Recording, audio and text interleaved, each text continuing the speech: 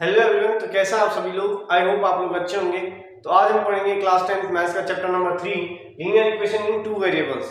तो linear equation in two variables क्या होता है, उसमें हम देखेंगे an equation that can be put in the form ax plus by plus c equals to 0 where a b c are real numbers, a and b are not both 0। तो linear equation in two variable क्या होती है, जिस equation को हम ax plus by plus c की form में express कर पाए, जहां पे ए बी सी और क्या हो, रियल नंबर हो, और ए और बी एक साथ जीरो नहीं हो सकते, तो ऐसी इक्वेशन क्या होगी, लीनियर इक्वेशन होगी। आई होप आप इसको समझे होंगे। इसके बाद हम चलते हैं एक्सरसाइज 3.1 पे, क्योंकि यही इसमें मेन था कि हमें समझना है कि लीनियर इक्वेशन टू वेरिएबल क्या होता है।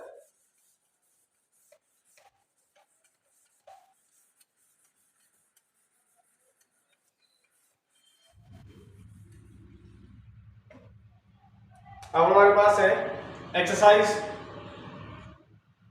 3.1। ये जो क्वेश्चन नंबर 1 है वो कहता है सॉल्यूशन, आप एनसीईआरटी अपने साथ रखें खोल के। तो उसमें जो पहला क्वेश्चन है वो है Aftab tell his daughter 7 years ago I was 7 times as old as you were then। तो आफ्ताब अपनी डॉटर से कहता है 7 years ago I was, तो हम सबसे पहले मान लेंगे let the age of Aftab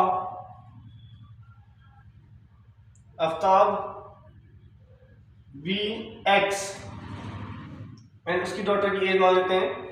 late the age of his daughter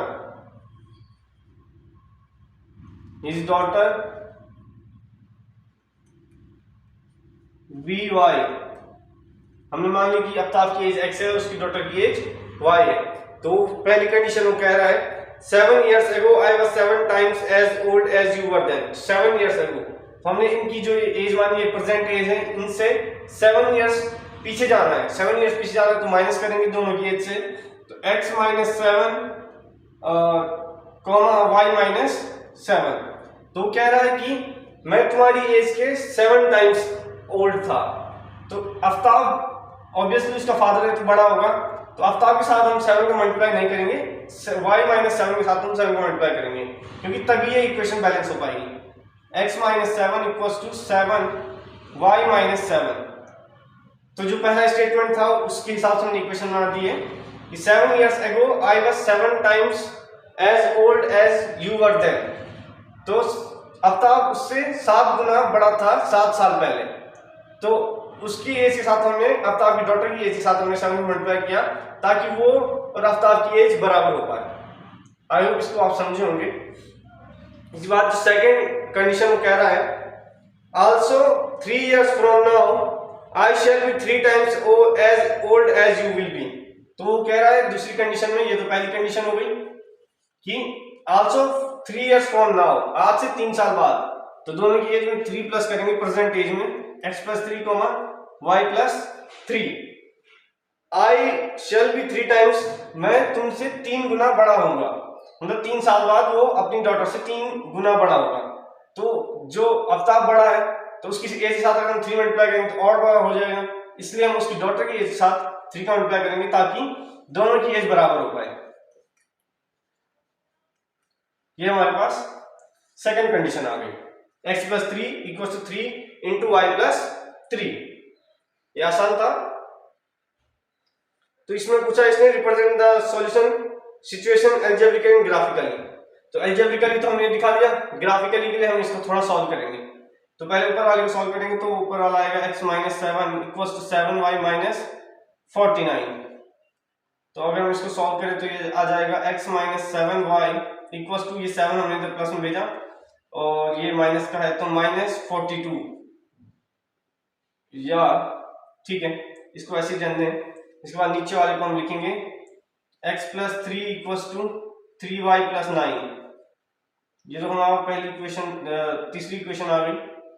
तो इसको भी सॉल्व करेंगे तो x माइनस 3y इस 6 माइनस 9 को हम इधर ले आए तो माइनस का 6 इक्वल्स टू 0। और चाहे तो इसमें भी हम इसको इधर ला सकते हैं, x minus 7y minus 42 sorry plus 42 equals to 0। ये हमारे पास आ गई कंडीशंस दो। तो उसको ग्राफिकली रिप्रेजेंट करने के लिए तो आपने ये ऊपर वाला नोट कर लिया होगा, इसको मैं रब करने जा रहा हूँ।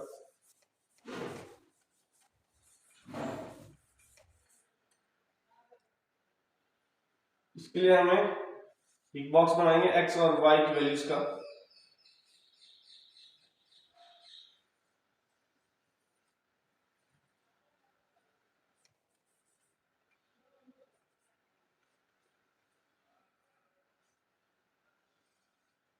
ये x ये y ये x जो भी आप करना चाहें।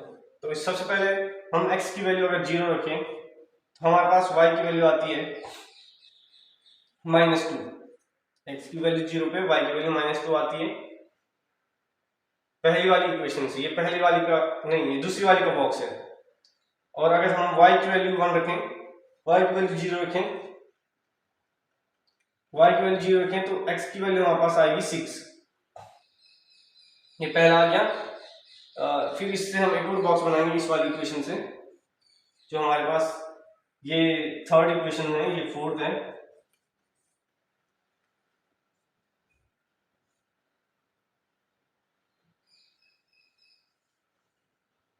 x और y, अगर हम x की वैल्यू इसमें 0 रखें तो y की वैल्यू आएगी हमारे पास 6। और अगर y की 0 रखें तो x की आएगी -42। तो ऐसा हम इसकी वैल्यू रखेंगे और अब हम ग्राफ प्लॉट करेंगे इसमें। इसको हम मिटाते हैं।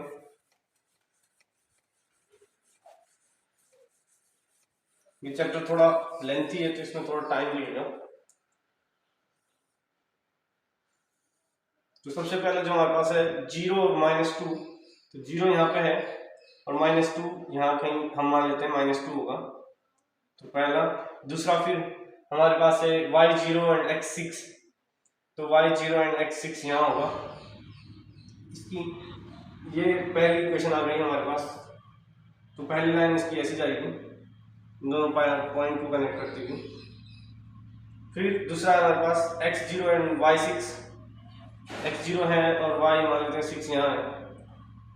फिर दूसरा है y0 एंड x माइनस का 42, तो माइनस का 42 इधर कहीं होगा, नहीं तो यहाँ पे माइनस का 42 है। तो ये कुछ ऐसा जाएगा। तो हमारे पास ये सिचुएशन ग्राफिकली कुछ ऐसी आएगी। तो ये इसका ग्राफिकल रिप्रेजेंटेशन हो गया। आई होप आप इसको समझ गए होंगे।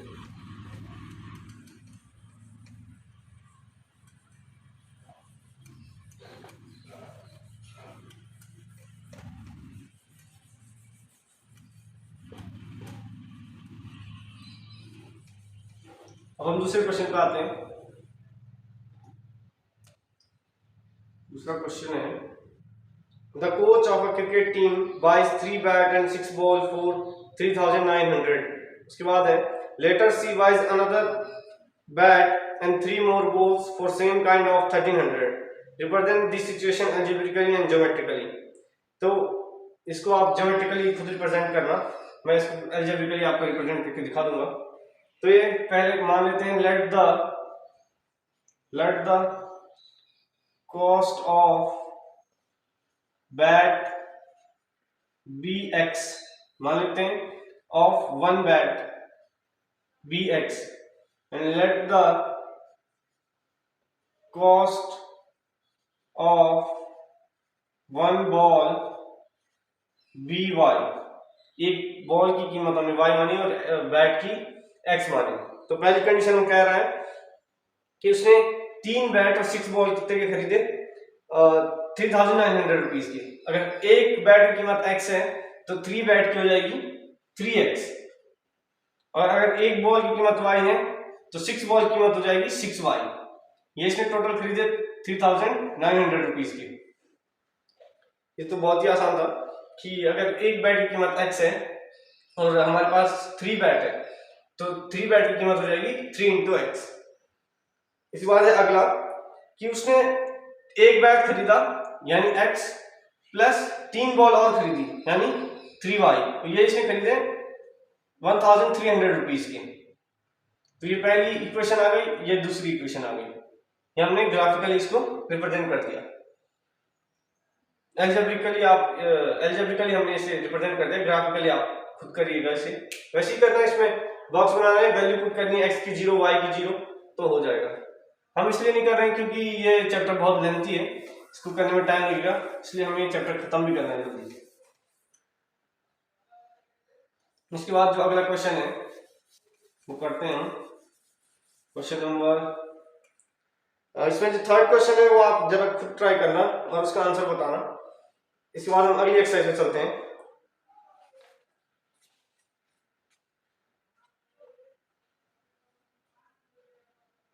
इसके बाद जो अब इम्पोर्टेंट है वो हमारे पास ये टेबल है।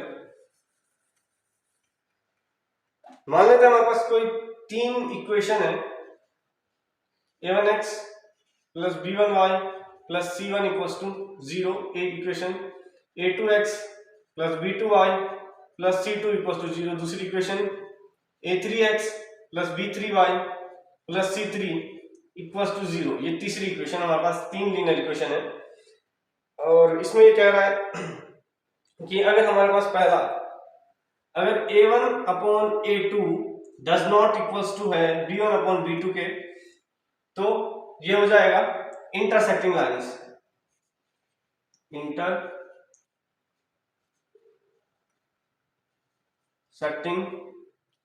लाइंस,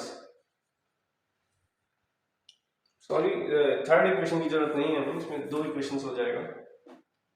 और इंटरसेक्टिंग लाइंस का एक ही सॉल्यूशन होता है, तो 1 सॉल्यूशन। इंटरसेक्टिंग लाइंस का एक ही सॉल्यूशन क्यों होता है? क्योंकि ये एक ही पॉइंट पे एक दूसरे को कट करती हैं। फिर अगला हमारे पास है कि अगर हमारे पास कुछ ऐसी कंडीशन है a1 upon a2 equals to b1 upon b2 equals to c1 upon c2, तो ये लाइन होगी कोइंसिडेंट लाइंस, ये कोइंसिडेंट लाइन होगी और इनके इनफिनिटली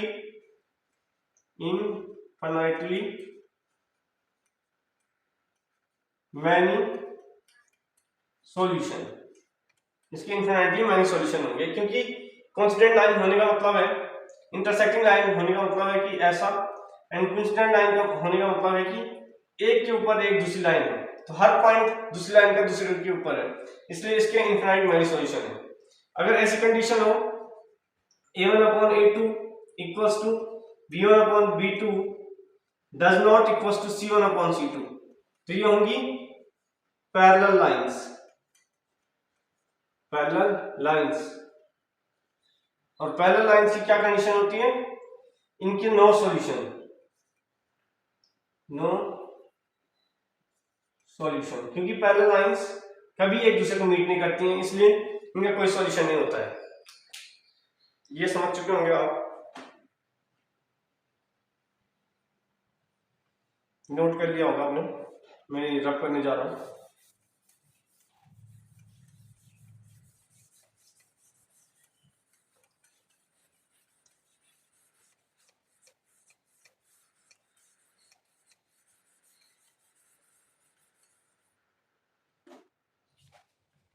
इसके बाद हम एक्सरसाइज 3.2 पे आते हैं। इसमें है पहला question, question number 1, first solution. इसका जो सॉल्यूशन है वो है एक्सरसाइज 3.2। पहला जो क्वेश्चन है उसका सॉल्यूशन है 10 student of class 10th took part in mathematics quiz. If number of girls is 4 more than number of boys, find the number of boys and girls who took part in the quiz. तो ये कह रहा है कि हमें इस solution निकालना है इसका ग्राफिकली। वैसे हम इसका सॉल्यूशन अलजेब्रिकली भी निकाल सकते हैं, लेकिन इसको हम ग्राफ से ही सॉल्व करेंगे। तो ये कह रहा है पहले 10 student of class 10 took part in mathematics quiz. 10 student हैं क्लास 10 के जिन्होंने पार्ट किया है। मान लेते हैं लेट द मान लेते हैं जो नंबर ऑफ बॉयज है वो x है, let the number of boys be x and जो गर्ल्स का नंबर है वो है y, let the number of girls be y। तो हमारे पास टोटल स्टूडेंट कितने थे 10, तो x प्लस वाई कितना होगा, x प्लस वाई होगा 10। और वो फिर एक कंडीशन दे रहा है कि if number of girls is 4 more than number of boys, ये नंबर ऑफ गर्ल्स बॉयज से 4 ज्यादा है, यानी y equals to x plus 4, y equals to x plus 4 की नंबर ऑफ गर्ल्स y है, इनकी ये बॉयज से 4 ज्यादा है। अगर हम बॉयज में 4 ऐड करेंगे तो गर्ल्स नंबर ऑफ गर्ल्स के बराबर हो जाएगा। तो इस y की वैल्यू हम इधर सब्स्टिट्यूट करेंगे, या इसको हमें ग्राफिकली सॉल्व करना है। तो दो कंडीशन हमारे पास आ गई।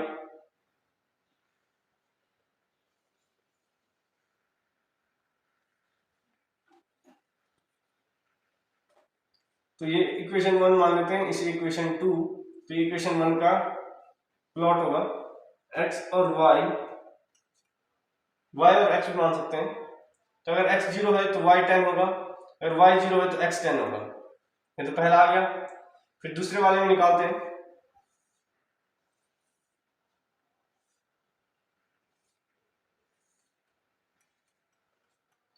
अगर x 0 है तो y 4 होगा, अगर y 0 है तो x माइनस 4 होगा।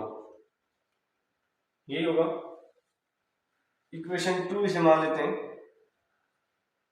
तो अगर हम इसको ग्राफिकली प्लॉट करें तो ये कुछ ऐसा आ रहा है। पहला x 0 पे y की वैल्यू 10 है, x 0 y 10। फिर दूसरा y 0 x 10 यहां पे, तो इससे कुछ लाइन ऐसे पास करेगी। फिर अगला है x 0 y 4, x 0 पे y की वैल्यू 4 है, ये 10 है तो यहाँ पे कहीं 4 होगा। मान लेते हैं ये 10, ये भी 10, ये 4, तो ये ऐसा बनेगा। और y 0 पे x की वैल्यू -4 है, -4 यहाँ पे होगा, तो ये लाइन कुछ ऐसे जाएगी। अब हमें इसका इंटरसेक्टिंग पॉइंट देखना है। तो इसका इंटरसेक्टिंग पॉइंट जो आ रहा है वो आ रहा होगा 6। इंटरसेक्टिंग पॉइंट यहाँ पे y पे 6 एंड x पे 4 आएगा। y पे 6 एंड x पे 4 इनका इंटरसेक्टिंग पॉइंट आएगा।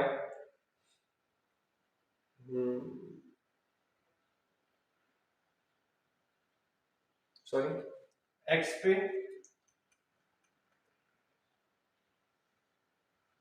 अगर हम इसकी वैल्यू अगर x पे रखेंगे तो y पे 6 आएगा। y यहां से हम इसका अगर एल्जेब्रिकल निकालें तो x plus 4 equals to 10, 2x plus 4 equals to 10, तो x इक्वल्स टू 3। पहले वाले से x की वैल्यू 3 आ गई, यानी x 3 होगा एंड y 7 होगा। यहाँ पे y 7, ठीक है। तो हमने ऐसे इसके जहां पे इंटरसेक्ट करेगी लाइन, वो पॉइंट जो होंगे वो इसका सॉल्यूशन होगा। आई होप आप इसको समझे होंगे, बहुत ही आसान है वैसे।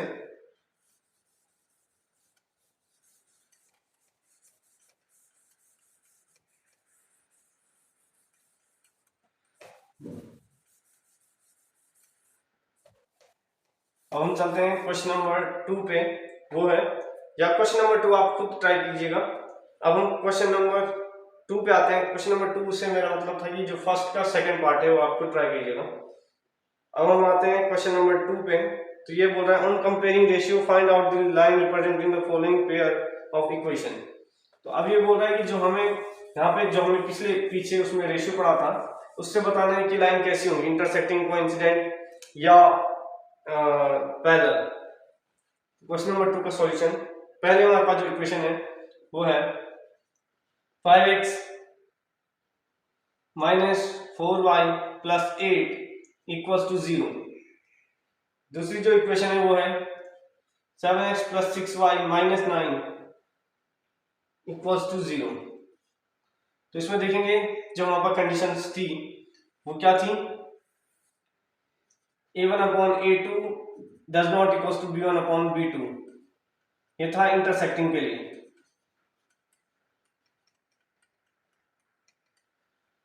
और हमारे पास जो a1 upon a2 equals to b1 upon b2 equals to c1 upon c2, ये था कोइंसिडेंट के लिए। और a1 upon a2 equals to b1 upon b2 does not equals to c1 upon c2, ये था पैरेलल के लिए, ये पैरेलल के लिए था। तो हम देखेंगे इसमें a1 अपॉन a2 5 अपॉन 7, फिर b1 अपॉन b2 -4 अपॉन 6, तो यहीं पे इक्वल नहीं हो रहा है पहले, इसका मतलब ये कैसी लाइन होगी, ये लाइन होगी इंटरसेक्टिंग। जब पहली कंडीशन फुलफिल ना हो तो हम आगे कंडीशन भी चेक नहीं कर सकते। अब हम चलते हैं सेकंड वाले पे।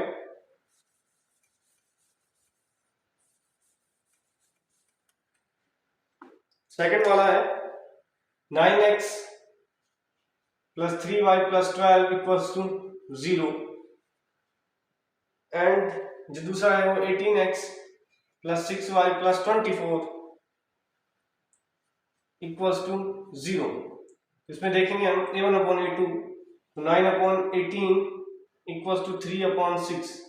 अगर हम इसको सिंप्लीफाई करें तो 1 अपॉन 2 और ये भी 1 अपॉन 2, तो पहली condition a1 upon a2 equals to b1 upon b2 satisfy हो रहा है। तीसरी कंडीशन देखेंगे c1 अपॉन c2 12 अपॉन 24, तो ये भी होगा 1 upon 2 equals to 1 upon 2 equals to 1 upon 2। और ये कौन सी कंडीशन है, ये कंडीशन है कोइंसिडेंट लाइन की। तो ये लाइन कैसे होंगी, कोइंसिडेंट, ये लाइन होंगी कोइंसिडेंट। बहुत ही आसान है, एक 2 नंबर में आपसे बोर्ड एग्जाम में पूछा जा सकता है।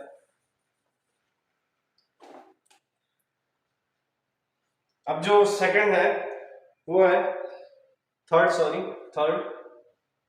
क्वेश्चन कर लेते हैं। वो है 6x minus 3y plus 10 equals to 0। इधर है 2x minus y plus 9 equals to 0। इसमें हम वही करेंगे कि a1 अपॉन a2 6 अपॉन 2 3 हो गया, एंड 3 इक्वल्स टू -3 अपॉन -1, ये भी 3 हो गया, एंड 3 इक्वल्स टू 3 आ गया पहला। दूसरा कंडीशन अब हम देखेंगे 10 अपॉन 9, तो ये इक्वल नहीं है, यानी a1 upon a2 equals to b1 upon b2 तो हो रहा है, लेकिन does not equals to c1 upon c2, तो ये पैरेलल लाइन कंडीशन होती है। तो ये लाइन कैसी होगी, पैरेलल, तो ये पैरेलल लाइन की कंडीशन है, इसको आप नोट कर लीजिए।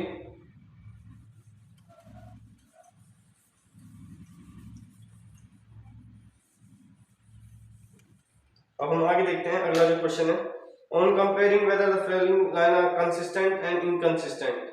तो हमारे पास जो कंसिस्टेंट लाइन होती है,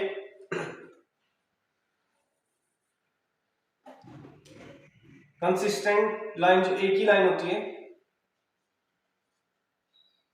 होती है हमारे पास coincident line. Coincident line consistent होती है और इनकंसिस्टेंट होती है इंटरसेक्टिंग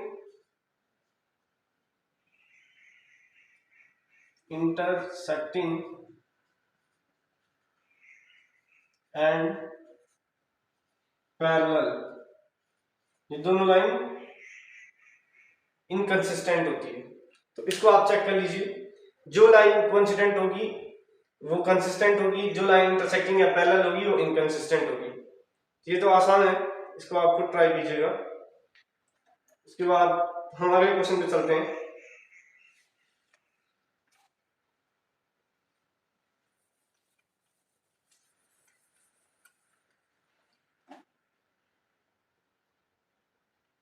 इसमें भी वही पूछा है कंसिस्टेंट इनकंसिस्टेंट, तो 3 और 4 आप खुद कर सकते हैं, ये बहुत ही आसान क्वेश्चन है। इसमें ऐसे सेम करना है, रेशियो को देखना है, अगर सही होगा कोइंसिडेंट या कोइंसिडेंट हुआ तो इनकंसिस्टेंट, इंटरसेक्टिंग या पैरेलल हुआ तो इनकंसिस्टेंट। अब आते हैं क्वेश्चन नंबर 5 पे जो है हमारे पास। क्वेश्चन नंबर 5 है half the perimeter of rectangle garden whose length is 4 more than its width is 36 metre. तो सबसे पहले बोल रहा है half the perimeter of, let the, सबसे पहले हम मानेंगे उस गार्डन की जो ये है लेंथ वो x है।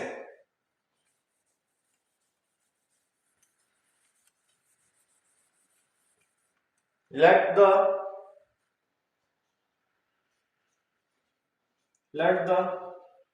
Length of garden be x and let the breadth of garden be y। तो सबसे पहले कह रहा है कि half the perimeter of rectangular garden, और फिर उसने कंडीशन दी कि length is 4 more than its width, length breadth से 4 ज्यादा है, यानी x equals to y plus 4, length breadth से अगर 4 ज्यादा है तो x equals to y plus 4 होगा। एंड इसका पेरीमीटर हमें हाफ करना है, तो half plus length of rectangular garden. तो रेक्टेंगुलर गार्डन, तो रेक्टेंगल का पेरीमीटर होता है 2 इंटू एल प्लस बी, तो लेंथ हमारे पास है x प्लस वाई, और इसका हाफ जो है वो है 36 के बराबर। ये 2 से ये 2 कैंसिल हो गया, x plus y equals to 36, and x की वैल्यू हम यहाँ से सब्स्टिट्यूट करेंगे, तो y प्लस 4 इक्वल्स टू 36, तो 2y प्लस 4 इक्वल्स टू 36, यानी कि हमारे पास ये आ गया 2y इक्वल्स टू, ये 4 माइनस में जाएगा यानी 32, और ये 2 डिवाइड में गया तो 32 को अगर 2 से डिवाइड करें तो 16 मीटर, तो y हमारे पास 16 आ गया। y थे हमारे पास ब्रेथ, और लेंथ आ जाएगी, लेंथ है y प्लस 4 यानी 16 प्लस 4, तो x आ गया हमारे पास 20 मीटर। आप समझ गए होंगे कैसे किया, ये बहुत ही इजी था। हमने इक्वेशन मानी जो उसमें बोला था कि लेंथ अगर ब्रेथ से 4 ज्यादा है, लेंथ हमने x मानी तो ब्रेथ के साथ हमने 4 प्लस किया, फिर हमने वहां से इसका पेरीमीटर माना, x प्लस वाई 36 आया, हमने x की वैल्यू सब्स्टिट्यूट की पहले इक्वेशन से, x की वैल्यू सब्स्टिट्यूट की, y plus 4 equals 36, 2y plus 4 equals 36, 4 minus में गया तो 32, फिर 2 को हमने 32 के डिवाइड में भेजा तो y 16 आ गया, y 16 आया, हमारे पास इक्वेशन थी x equals to y plus 4, तो y 16 की वैल्यू हमने इसमें रखी, तो 16 प्लस 4 आ गया 20। आई होप आप इसको समझे होंगे, आसान क्वेश्चन है, बहुत आसान क्वेश्चन है, एनसीईआरटी तो बहुत ही इजी है।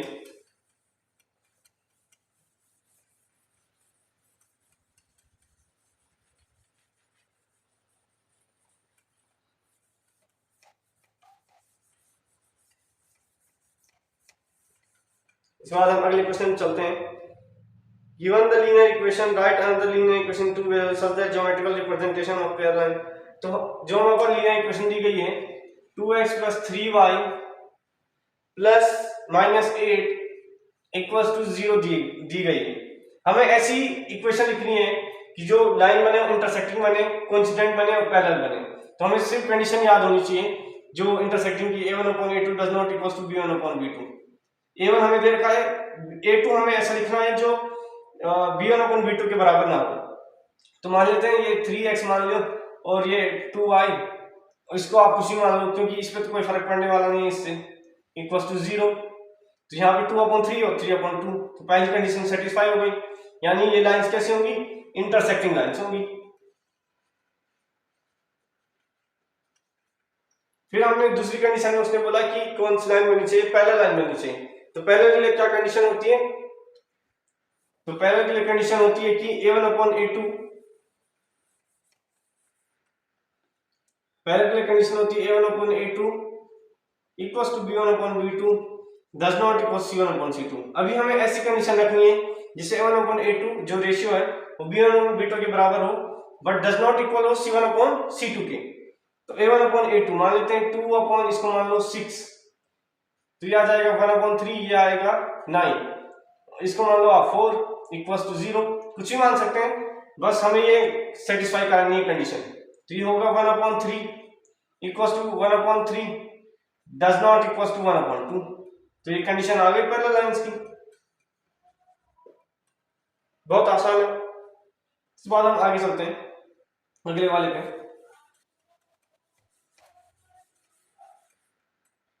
अगला उसने बोला कोइंसिडेंट, तो कोइंसिडेंट के लिए सारा इक्वल होना चाहिए, तो आप चाहे तो इसी को दोबारा लिख लें, या 6x plus 9y and minus 24 equals to 0, तो ये 1/3 1/3 1/3 आ गया, तो ये लाइन्स होंगी कोइंसिडेंट। बस यह हो गया आपका और क्वेश्चंस, आसान है क्वेश्चंस बहुत।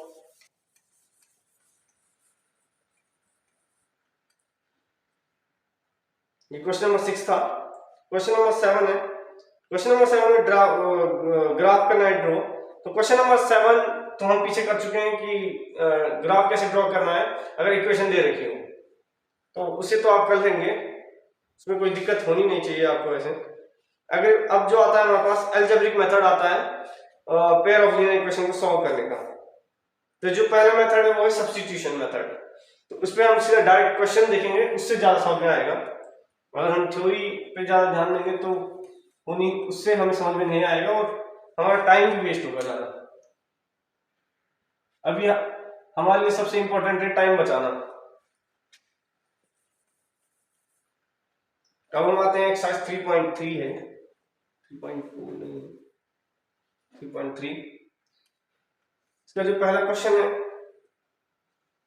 उसका पहला part solution, solve the following equation by substitution method. तो पहला हमारे पास दिया गया है x plus y equals to 14, x minus y equals to 4। तो इसमें से आप किसी भी इक्वेशन से किसी वेरिएबल की वैल्यू उठा सकते हैं। तो मान लेते हैं मैं इस x को इधर माइनस में भेजता हूं, तो y equals to 14 minus x।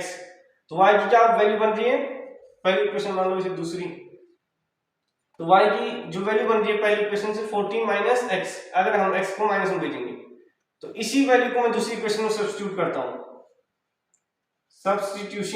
Substituting value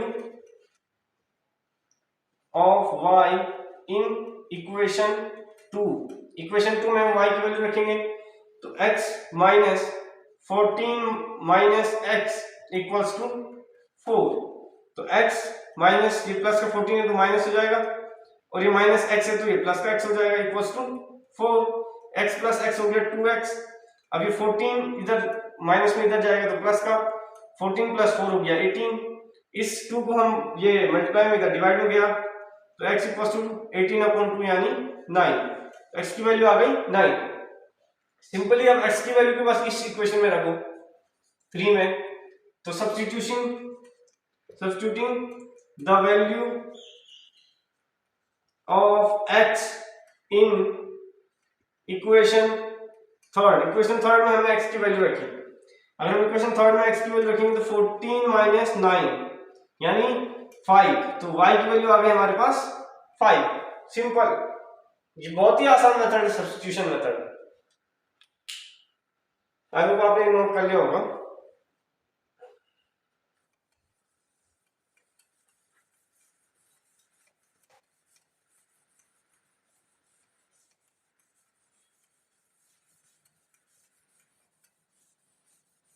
अब हम अगले उस पे आते हैं, क्वेश्चन नंबर 2 पे। वो है हमारे पास x minus t equals to 3, x नहीं सॉरी s है वो, s minus t, s minus t equals to 3s/3 plus t/2 equals to 6। ये हमारे पास है। तो इसमें हम क्या करेंगे, t या s किसी की वैल्यू सब्स्टिट्यूट कर लेंगे, इक्वेशन 1 एंड इक्वेशन 2 मानेंगे। तो हम मान लेते हैं हम s की वैल्यू सब्स्टिट्यूट करते हैं, तो 3 प्लस t बन जाएगा, 3 प्लस t बन गया। अब इस वैल्यू को हम इस इक्वेशन 2 में रखेंगे, substituting value of s in equation 2, equation second में रखी वैल्यू ऑफ s, तो हमारे पास बन गया 3 plus t/3 plus t/2 equals to 6। इस 2 का इधर हम एलसीएम ले लेंगे तो ये बन जाएगा 6 प्लस 2t प्लस, अब 3 का भी लेंगे तो ये बन जाएगा 3t, और नीचे बन गया 6 इक्वल्स टू 6। अभी 6 का हमने फिर से क्रॉस मल्टीप्लाई कराएंगे तो ये बन जाएगा, और यहाँ पर हम इसको प्लस करते हैं, 2t प्लस 3t हो गया 5t प्लस 6 एंड 6 6 जो 36, तो ये 36 आ गया। अब ये 6 प्लस का इधर माइनस का जाएगा तो 5t इक्वल्स टू 36 माइनस 6 हो गया 30, एंड ये 5 मल्टीप्लाई का इधर डिवाइड में गया तो t equals to 30 divided by 5, 30 divided by 5, तो t हमारे पास आ गया है 6, t की वैल्यू आ गई 6, और इस t की वैल्यू को हम इसमें सब्स्टिट्यूट करेंगे। मान लेते हैं इक्वेशन थर्ड है, substituting value of t in equation third, equation third में हम वैल्यू ऑफ t रखी, तो वैल्यू ऑफ t है 6, तो 6 प्लस 3 हो जाएगा 9, तो s की वैल्यू आ गई 9। ये समझे होंगे आप सब्स्टिट्यूशन मेथड। तो ये क्वेश्चन भी हो गया है। सिंपली हमें एक इक्वेशन से एक वेरिएबल की वैल्यू उठानी है, दूसरे इक्वेशन में उसको रखना है, वहां से एक वेरिएबल की वैल्यू आएगी, उस वैल्यू को फिर से उठा के एक इक्वेशन में रखना है, वहां से हमारे पास दूसरे वेरिएबल की वैल्यू आ जाएगी, बस सब्स्टिट्यूशन मेथड खत्म और वैल्यू भी हमारे पास दोनों आ गई।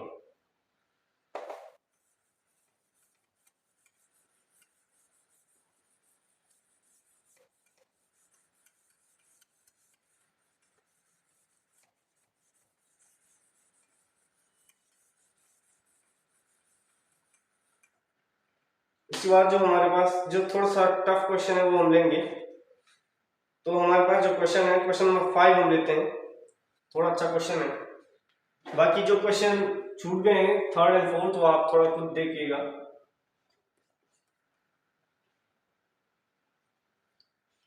√2x plus √3y equals to 0, ये हमारे पास पहली इक्वेशन है। दूसरी इक्वेशन है √3x plus √8y equals to 0, ये हमारे पास दूसरी इक्वेशन है, सॉरी माइनस है दूसरी वाली में, नीचे पे ये माइनस आ गया। मान लेते हैं इक्वेशन 1 है, ये इक्वेशन 2, फिर से वही करेंगे। तो पहली इक्वेशन से हम x की वैल्यू अगर सब्स्टिट्यूट करना चाहते हैं तो इसको उधर भेजेंगे, तो माइनस √3y अपॉन, अब ये √2x के साथ मल्टीप्लाई में था तो यहाँ जाएगा डिवाइड में, तो x की वैल्यू पहले आ गई, तो इक्वेशन 3 मान लो, √3y अपॉन √2, इस वैल्यू को हम सब्स्टिट्यूट करते हैं इस इक्वेशन में, जो इक्वेशन 2 है, substituting value of x in equation 2, equation 2 में हमने वैल्यू ऑफ x रखी, तो √3 into minus √3y upon √2 minus √8y equals to 0, तो √3 into √3 minus 3y upon √2 minus √8y equals to 0, ये आ गया।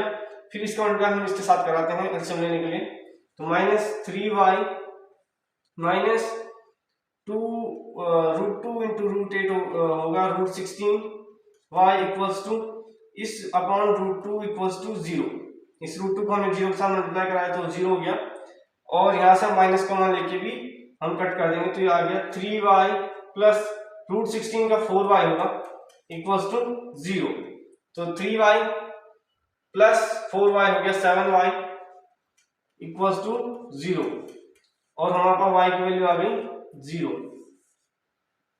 एक बार देख लीजिए वेरीफाई करने के लिए कि y की वैल्यू सही आ रही है या नहीं, तो देखते हैं। फिर y की वैल्यू हम रखेंगे इस वाली इक्वेशन में, यहाँ से x की वैल्यू भी 0 आ रही है, तो x इक्वल्स टू, हमने पहली इक्वेशन में y की वैल्यू रखी तो y 0 रखा तो x भी 0, अगर हम इन दोनों वैल्यू को यहाँ रखें तो हमारे पास 0 आना चाहिए, x 0 y 0, हाँ ठीक है 0 आ रहा है, तो हमारी वैल्यू सही है। इसको उतार लीजिए, आसान क्वेश्चन है, वैसे इनमें कोई दिक्कत होनी तो नहीं चाहिए आपको। रब करते हैं,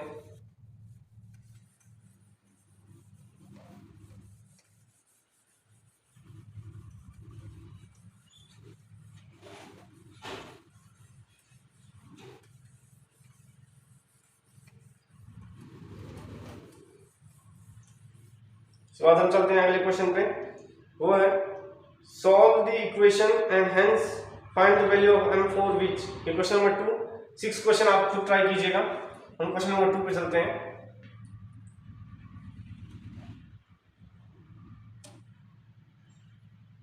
क्वेश्चन नंबर 2 वो हमारे पास है कि solve the equation and find the value of m for the y equals, पहले हमारे पास तीन इक्वेशन दी गई है। पहली इक्वेशन है 2x plus 3y equals to 11।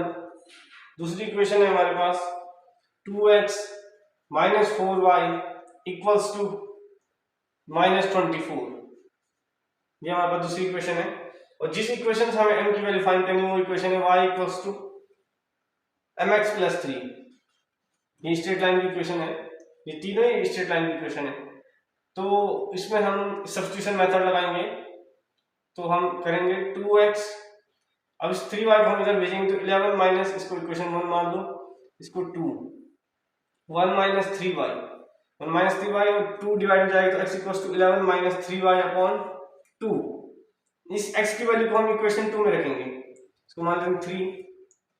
Substitution value of x from equation 3 to 2, equation 3 to 2 हमने वैल्यू रखी x की, तो ये आ गया 2 into 11 minus 3y upon 2 minus 4y equals to minus 24। इस 2 से 2 कट हो गया तो यहाँ पर आ गया 11 minus 3y minus 4y minus 24, ये आ गया हमारे पास। अब ये हो जाएगा माइनस 3y और minus 4y minus 7y equals to, अब ये 11 इधर प्लस में इधर माइनस में जाएगा, माइनस 24 माइनस 11, तो ये आ गया minus 7y equals to minus 35। अभी 7 डिवाइड में चले गया, ये दोनों प्लस के हो जाएंगे माइनस माइनस का, तो ये 5 आ गया। तो वहां पर y की वैल्यू आ गई है 5। इस y की वैल्यू को हम यहां रखेंगे इक्वेशन 3 में। Substitution value of y in equation third, equation third में हमने वैल्यू ऑफ y रखी, तो y की वैल्यू अगर हम इसमें रखेंगे तो x equals to 11 minus 5 3 15 upon 2, तो 11 माइनस 15 यानी माइनस 4 अपॉन 2 आ गया माइनस 2। यहाँ पे सिंपल हुआ 11 माइनस 15 यानी माइनस 4, माइनस 4 अपॉन 2 यानी माइनस 2। तो x और y की वैल्यू हमारे पास आ गई है। इस वैल्यू को हम यहाँ रखेंगे इस इक्वेशन में m की वैल्यू निकालने के लिए। तो y की वैल्यू हमारे पास 5, x की माइनस 2 प्लस 3, इस प्लस 3 को इधर भेजेंगे तो y minus 3 equals to minus 2m, 5 minus 3 तो 2 equals to minus 2m, minus 2 भी डिवाइड में गया तो 2 अपॉन माइनस 2, यानी m की वैल्यू हमारे पास आ गई माइनस 1। तो ये आ गया हमारे पास m की वैल्यू। बस इतना ये क्वेश्चन था। 3 मार्क्स में इस क्वेश्चन को पूछ सकता है, ये क्वेश्चन इंपॉर्टेंट भी है बोर्ड एग्जाम के पॉइंट ऑफ व्यू से। इसको मिटाते हैं।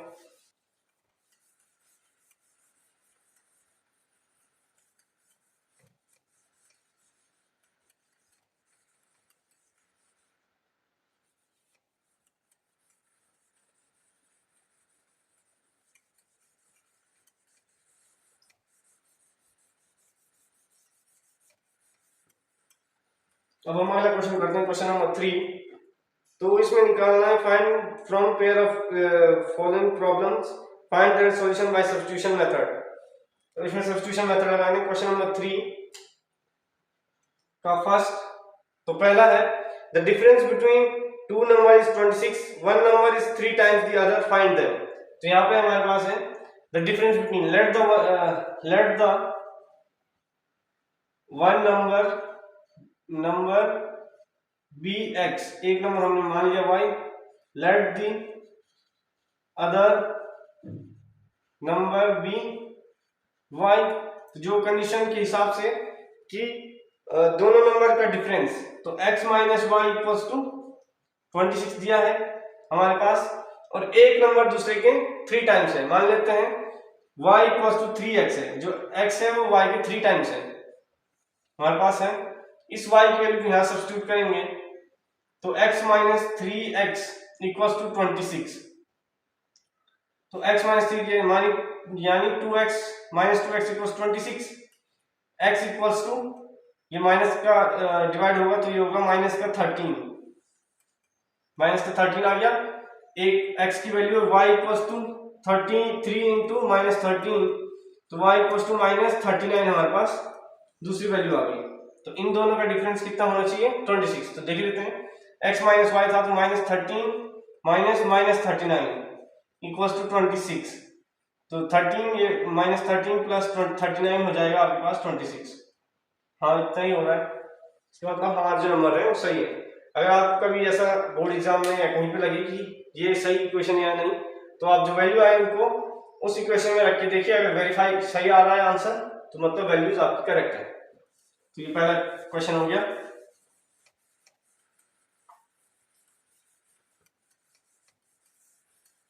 अब हम दूसरे क्वेश्चन चलते हैं।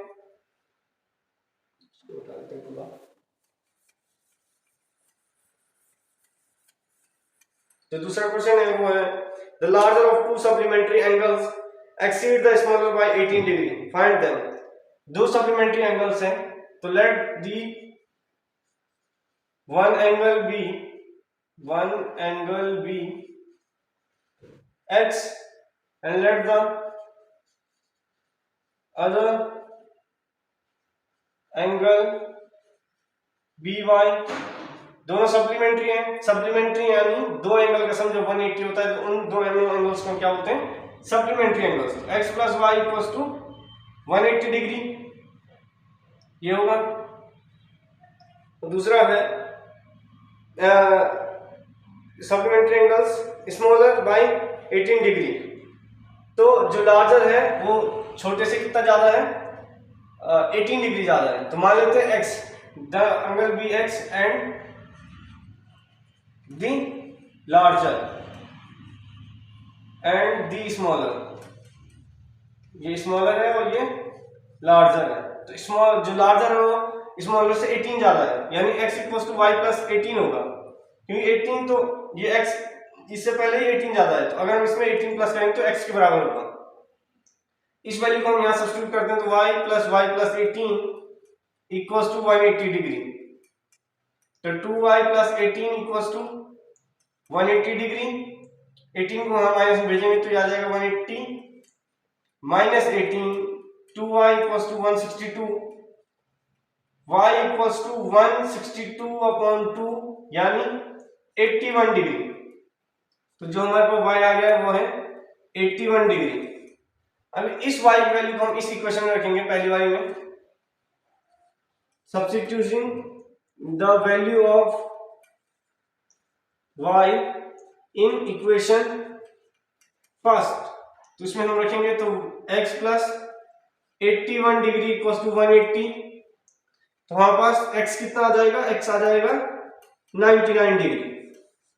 आप समझ चुके होंगे 180 में से हमने 81 माइनस किया तो 99 आ गया, बहुत ही आसान है। तो ये क्वेश्चन नंबर 2 था। क्वेश्चन नंबर 3 करेंगे।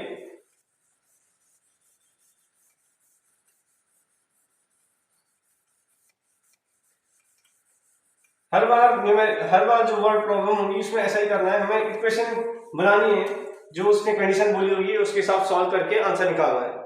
जो अगला है ये क्वेश्चन ऐसा ही जो हमने पीछे सॉल्व किया था, ये आप निकाल लोगे, वैसे ये आसान है।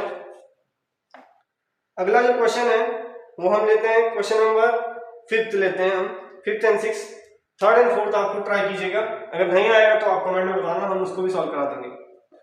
5th हम क्वेश्चन लेते हैं। तो a fraction become 9 by 11 if 2 is added to both numerator and denominator। तो मान लेते हैं let the numerator be x and let the denominator be y। तो उसने बोला x अपॉन y एक फ्रैक्शन है, इसमें हमने क्या ऐड किया, अगर हमने इसमें 2 ऐड किया न्यूमरेटर एंड डिनोमिनेटर में, तो हमारे पास जो फ्रैक्शन है वो बन जाता है 9/11 के बराबर। यही इसने पहली कंडीशन में किया, तो हम ये पहली इक्वेशन हमारे पास बन गई। फिर उसने बोला कि if 3 is added to both numerator and denominator it becomes 5/6। अगर हमने 3 दोनों में ऐड कर दिया तो ये बन जाएगा 5/6। ये हमारे पास दूसरी इक्वेशन आ गई। इसमें आप क्रॉस मल्टीप्लाई करा के इसको लिख सकते हैं, पहले वाले को 11x plus 22 equals to 9y plus 18। दूसरी वाली में आप लिख सकते हैं 6x plus 18 equals to 5y plus 15। इसको अगर हम फर्दर सॉल्व करें तो ये आ जाएगा 11x माइनस 9y, इसको भी इधर ले आएंगे तो माइनस 4 इक्वल्स टू 0। इधर से आ जाएगा हमारे पास 6x minus 5y minus plus 3 equals to 0। ऐसे क्वेश्चंस वैसे एलिमिनेशन से बहुत ही आसानी से हो जाते हैं, लेकिन अभी हमने एलिमिनेशन पढ़ा नहीं है, इसलिए हम इसमें भी सब्स्टिट्यूशन लगाएंगे। तो सब्स्टिट्यूशन हम कर सकते हैं पहली इक्वेशन से x या y का। अगर हम x का सब्स्टिट्यूशन करें तो ये आ जाएगा x equals to 9y plus 4 upon 11। ये आएगा हमारे पास, इन दोनों को मैंने इधर भेजा, जो 11 x के साथ मल्टीप्लाई में था वो डिवाइड में आ गया। तो x equals to 9y plus 4 upon 11, इस वैल्यू को हम इसमें रखेंगे तो 6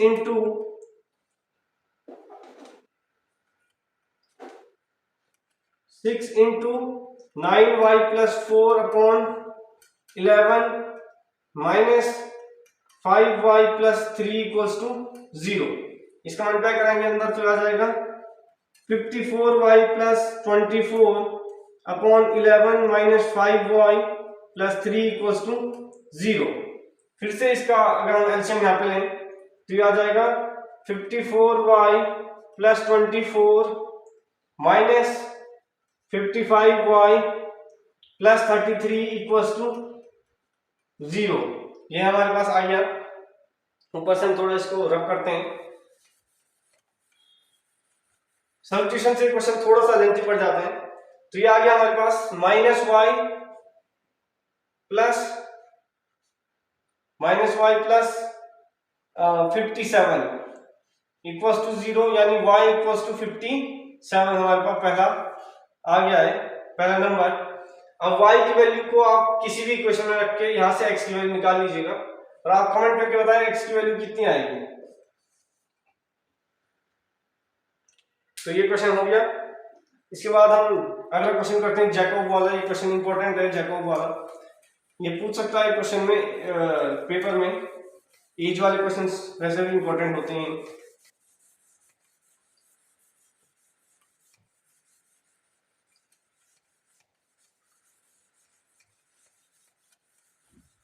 तो अगला क्वेश्चन है 5 years hence the age of Jacob will be 3 times that of his son। तो मान लेते हैं let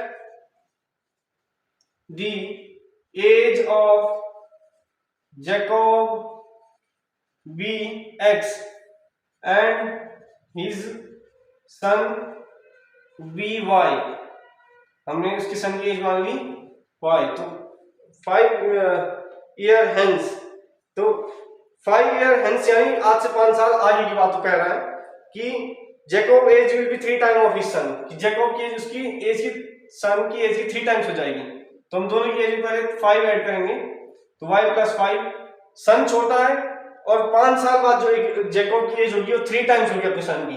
तो यानी 3 into y plus 5 x plus 5 equals to 3 into y plus 5। फिर अगला जो इक्वेशन बनेगी वो बन रही है कि 5 year ago Jacob was 7 times that of his son, कि 5 साल पहले, अब x minus 5 and y minus 5, Jacob was 7 times that of his son। Jacob की एज अपने सन की एज से 7 टाइम थी। तो y minus 5 x minus 5 into 7, ये आ गया हमारे पास दूसरी इक्वेशन। तो इनको अगर सिंप्लीफाई करें तो x plus 5 equals to 3y plus 15 जो पहली वाली है। वहां से अगर हम x की वैल्यू निकालें ये प्लस 5 माइनस जाएगा तो x equals to 3y plus 10 और यहां से बन जाएगा x minus 5 equals to 7y minus 35। तो ये यहां से जो पहली इक्वेशन से x की वैल्यू हम सब्स्टिट्यूट करेंगे, इसमें आप लिख लेना substituting the value of x from equation third. Equation third से हमने x की वैल्यू सब्स्टिट्यूट की तो 3y plus 10 minus 5 equals to 7y minus 35। तो ये आ गया 3y और ये आ गया plus 5 equals to 7y minus 35।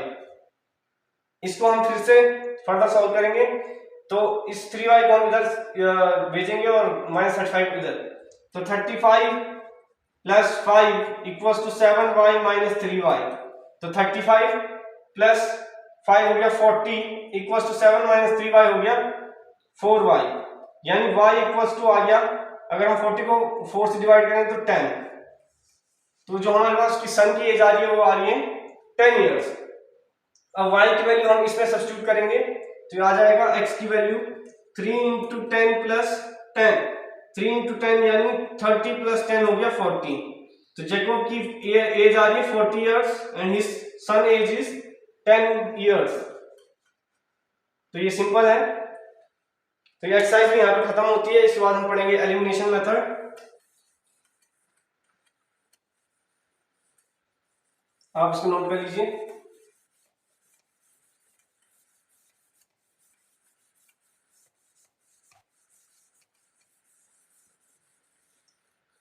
अब हम आगे पढ़ेंगे elimination method.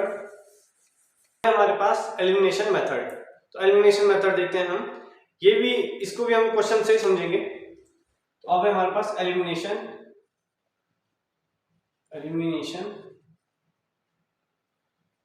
Method. Elimination method क्या होता है इसको हम क्वेश्चन से देखते हैं। अब एक्सरसाइज है हमारे पास 3.4 एक्सरसाइज करते हैं।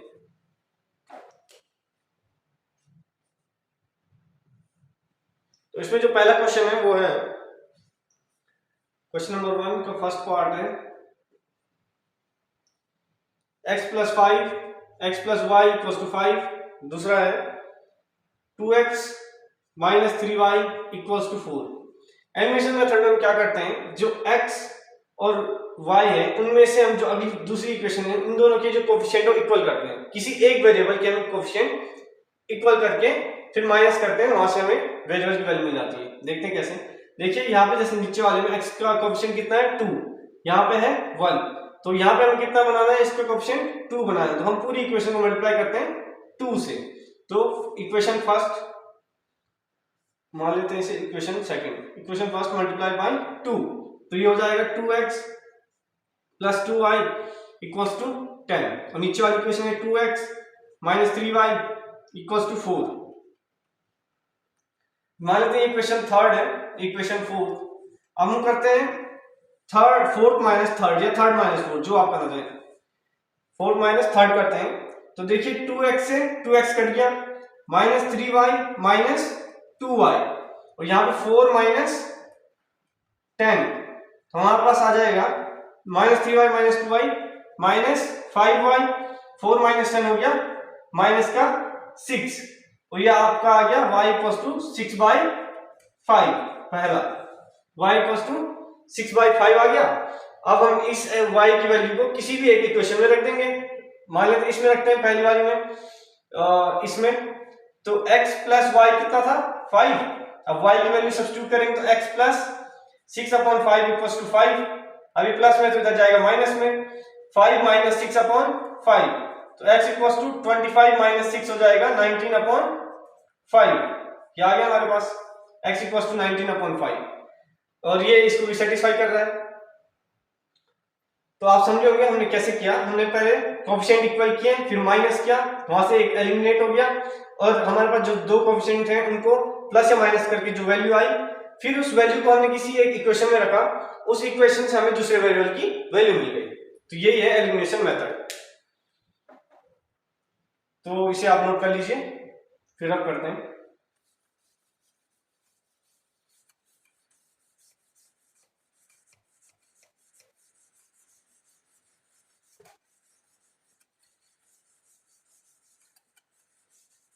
अब चलते हैं हम सेकंड क्वेश्चन। सेकंड क्वेश्चन क्या है हमारे पास, सेकंड क्वेश्चन है 3x plus 4y equals to 10, और अगला है 2x minus 2y equals to 2। तो यहां पे हम x या y किसी एक का भी कोएफिशिएंट इक्वल कर सकते हैं, तो हम y का कर लेते हैं क्योंकि y का आसान पड़ेगा। इसमें हम जो सेकंड इक्वेशन है मान लेते हैं फर्स्ट या सेकंड में अगर हम 2 की मल्टीप्लाई करें तो ये 4y है, ये भी 4y बन जाएगा। तो ये हो जाएगा सेकेंड इंटू 2, तो ये हो जाएगा 3x plus 4y equals to 10। अगर इसमें हमने 2 को मल्टीप्लाई कर दिया तो ये हो जाएगा 4x minus 4y equals to 4। तो अब हम क्या करेंगे, दोनों को ऐड करेंगे तभी y वाला एलिमिनेट हो जाएगा। तो हम दोनों को ऐड करते हैं, ये 3 मान लो और ये 4, 3 प्लस 4 ऐड करते हैं तो ये हो जाएगा 7x, 4y से 4y कैंसिल और 10 प्लस 4 हो जाएगा 14। तो यहां से x को 7 को डिवाइड में भेजेंगे तो x की वैल्यू आ जाएगी 2, x की वैल्यू 2 आ गई। फिर इस x की वैल्यू को किसी एक और इक्वेशन में सब्स्टिट्यूट कर देंगे, आप चाहे तो इसमें या इसमें कर दो या इनमें भी कर सकते हैं। तो हम करते हैं substitution value of x in 1, x की वैल्यू हमने 1 में रख दी तो ये हो जाएगा 3 into 2 plus 4y equals to 10, 3 into 2 यानी 6 प्लस 4y इक्वल्स टू 10। अभी 6 इधर माइनस में गया तो 10 माइनस 6 हो गया 4, तो 4y इक्वल्स टू 4 और y इक्वल्स टू 1। ये क्वेश्चन भी हो गया, दोनों की वैल्यू आ गई। तो ये हो गया, इसको नोट कर लें। फिर हम करते हैं क्वेश्चन नंबर 3, आपको ट्राई कीजिएगा। हम क्वेश्चन नंबर 4 पे आते हैं, तो थोड़ा ठीक क्वेश्चन है क्वेश्चन नंबर 4।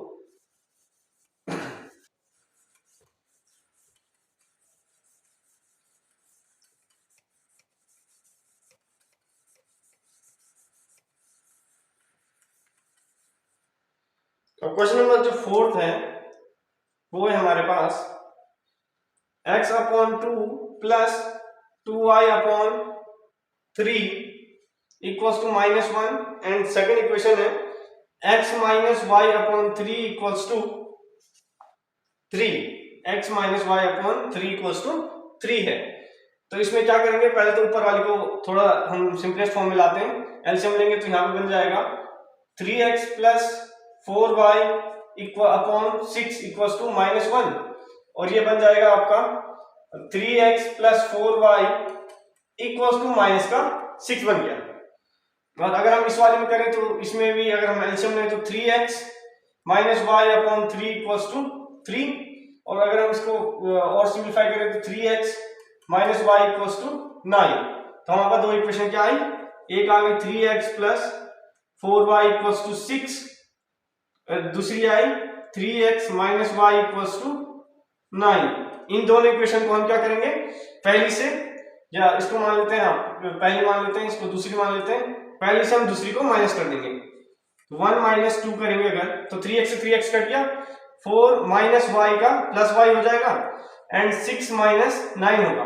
तो 4 plus y 5y and 6 minus 9 हो गया आपका माइनस का 3। तो y की वैल्यू आ गई -3 अपॉन 5।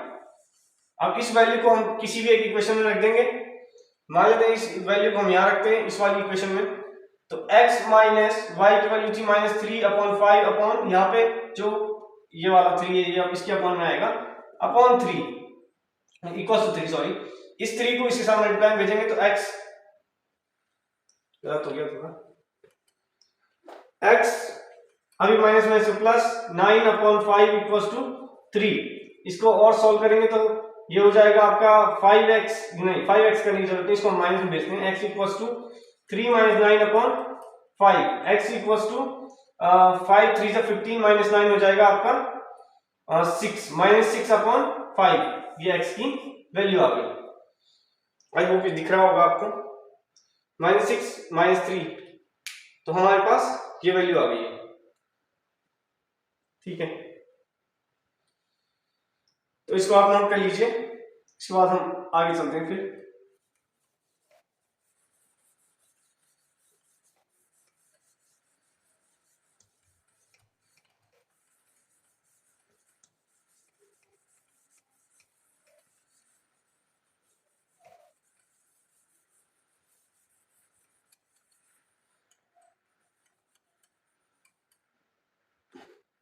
अब हम आते हैं क्वेश्चन नंबर 2 पे।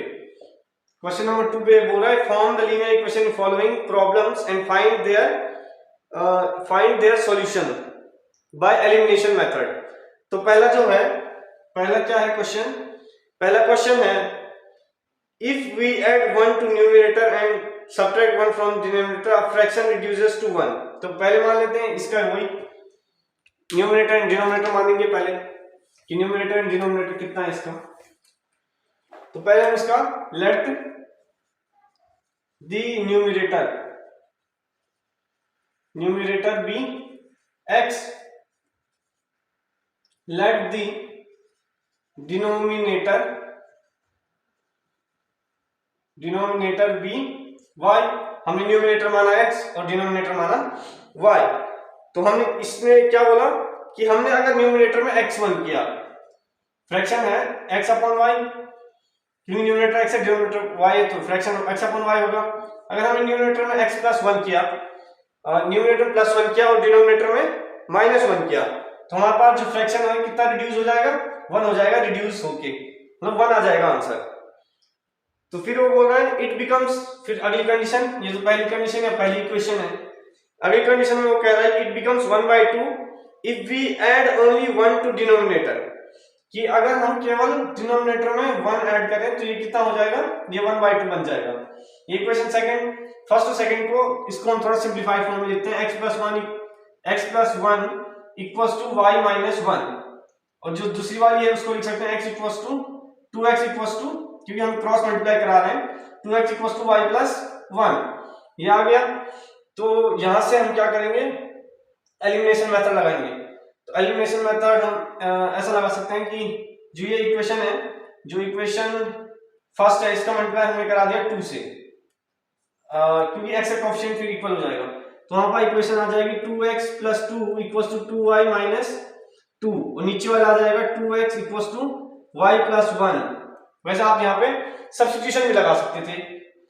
तो हम क्या करेंगे, दूसरी में से या पहली में से दूसरी को किसी से भी हम माइनस कर देंगे। ये फोर्थ मान लो, इसे थर्ड मान लो, ऊपर से थोड़ा इसको हटा देते हैं, आपने नोट कर लिया होगा।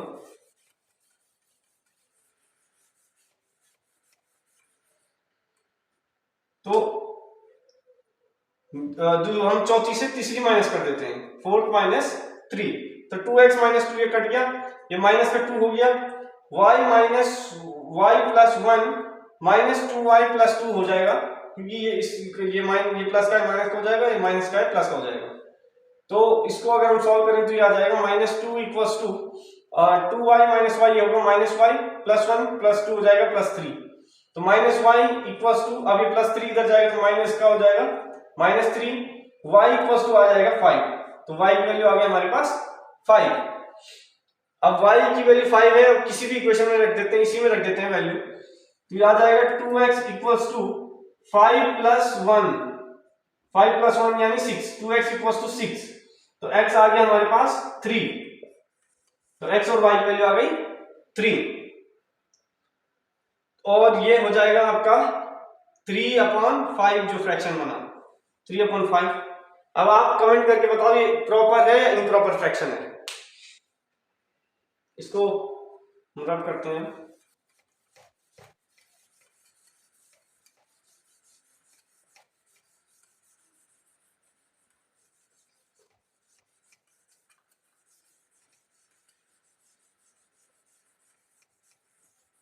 अब हम आते हैं अगला जो इसका पार्ट है।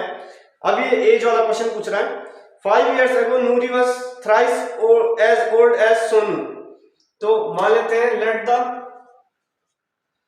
let the age of Noori be x, हमने नूरी की एज मान ली x, and Sonu let the age of Sonu be y. तो फिर ये बोल रहा है क्या, फिर ये बोल रहा है 5 years ago, दोनों की एज से हम, क्योंकि ये प्रेजेंट एजेस हैं, 5 साल माइनस करेंगे, x माइनस 5 और y माइनस 5। फिर ये बोल रहा है कि 5 years ago Noori was thrice as old as Sonu. नूरी कितनी ओल्ड थी, thrice as old as Sonu, Sonu की एज के 3 गुना थी नूरी। 5 years ago Nuri was thrice as old as Sonu. 10 years later Nuri will be twice as old as Sonu। कि नूरी कितनी थी, सोनू की age की दुगना थी। तो 5 साल पहले नूरी की एज थी x-5 और सोनू की एज कि ये तिगुना, हाँ तिगुना कह रहा है, हाँ तिगुना थी, तो 3 इंटू वाई माइनस 5 हो जाएगा। ये तो बन गई पहली इक्वेशन। दूसरी में बोल रहा है 10 ईयर्स लेटर, 10 यानी इनकी प्रेजेंट एज है x, तो x plus 10 equals to y plus 10, ये हो जाएगा। फिर ये कह रहा है कि Noori will be twice as old as Sonu, Noori twice as old as Sonu की एज की दुगना हो जाएगी, यानी हम सोनू की एज के साथ 2 मल्टीप्लाई करेंगे तब वो नूरी की एज के बराबर होगा। ये हो गया हमारे पास इक्वेशन 2। थोड़ा इसको सिंप्लीफाई करेंगे, x minus 5 equals to 3y minus 15, इसको इधर लाएंगे तो x माइनस 3y, और माइनस का 15 इधर आएगा प्लस का 15, तो प्लस 10 इक्वल्स टू 0।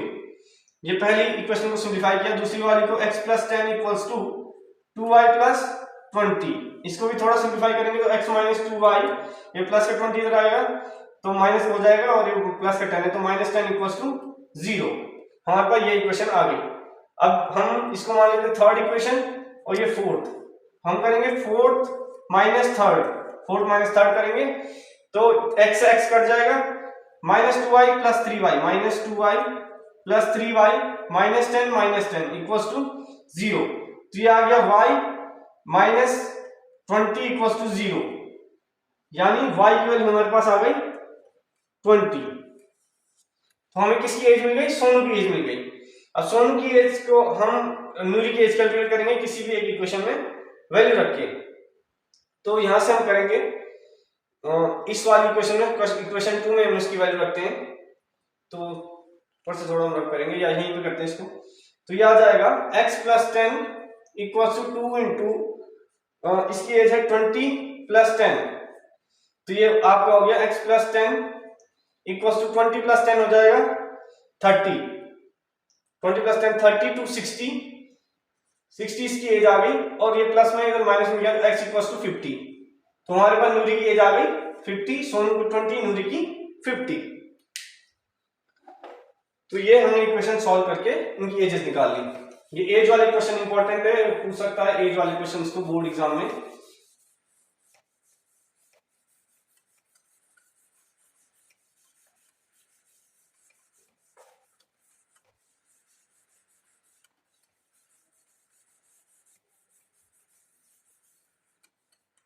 फिर आगे हमारे पास जो क्वेश्चन थर्ड है, ये इंपॉर्टेंट क्वेश्चन है जो नंबर वाला है।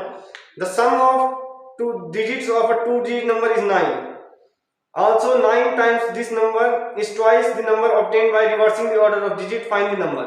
तो पहले हम मान लेते हैं, पहले हम अगर आपको इस क्वेश्चन में दिक्कत होती है 2 digit नंबर वाले में, सबसे पहले मान लेते हैं लेट दी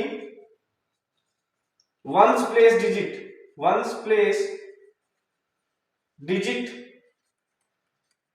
बी एक्स, जो वंस प्लेस पे डिजिट है उसे हमने मान लिया x, let the tens place digit be y, तो हमारे पास जो नंबर बनेगा वो क्या बनेगा? वंस प्लेस है हमारे पास x है, तो 10y प्लस x बनेगा। ये कैसे बना? आप देखिए 26 कोई यहाँ पर 2 डिजिट नंबर है, तो 26 कैसे बना है? 2 इंटू 10 प्लस 6 से बना है, 6 इंटू 1 करते हैं क्योंकि 1 प्लेस पे 6 है, यहाँ पे भी हम कर सकते हैं, तो 2 इंटू 10 प्लस 6 इंटू 1, तो ये 26 बन गया। वैसे ये नंबर है, हमने 1 प्लेस पे क्या माना? x, तो x इंटू 1, 10 प्लेस पे y है तो y इंटू 10, तो 10y plus x। I hope इसको आप समझे होंगे, इसमें कोई दिक्कत वाली बात नहीं है। तो 10y प्लस x हमारे पास जो पहला नंबर हमने माना। फिर इसने क्या कहा? Sum of the digits of 2 digit number is 9, तो इन दोनों डिजिट का सम कितना है? 9 है। नंबर ये है, नंबर की डिजिट्स का सम है 9। फिर इसने कहा also 9 times this number is the twice number obtained by the reversing the order of digit. इस नंबर का 9 टाइम किसके बराबर है? 2 times the number obtained by reversing the order of digit. अगर हम डिजिट का ऑर्डर रिवर्स करते हैं, डिजिट का ऑर्डर रिवर्स करने का मतलब कि जो 10th प्लेस की डिजिट है उसको अगर हम 1st प्लेस पे लाए और 1st प्लेस की डिजिट है उसको 10th प्लेस पे लाए, तो वो कितना होगी? ट्वाइस होगा पिछले वाले, नहीं, जो ट्वाइस है इस नंबर के जो अब मिलेगा हमें और 9 टाइम्स है जो पिछले वाले नंबर के, तो 2 इंटू 10x प्लस वाई। उसने बोला कि 9 टाइम्स इस नंबर के किसके बराबर है, 2 into number obtain by reversing the order of digit, हमने डिजिट को ऑर्डर किया रिवर्स और उसका ट्वाइस कर दिया, तो इसके बराबर आ गया 9 टाइम्स पहले वाले नंबर के। तो इसको हम करेंगे सिंप्लीफाई, तो 90x प्लस 90y सॉरी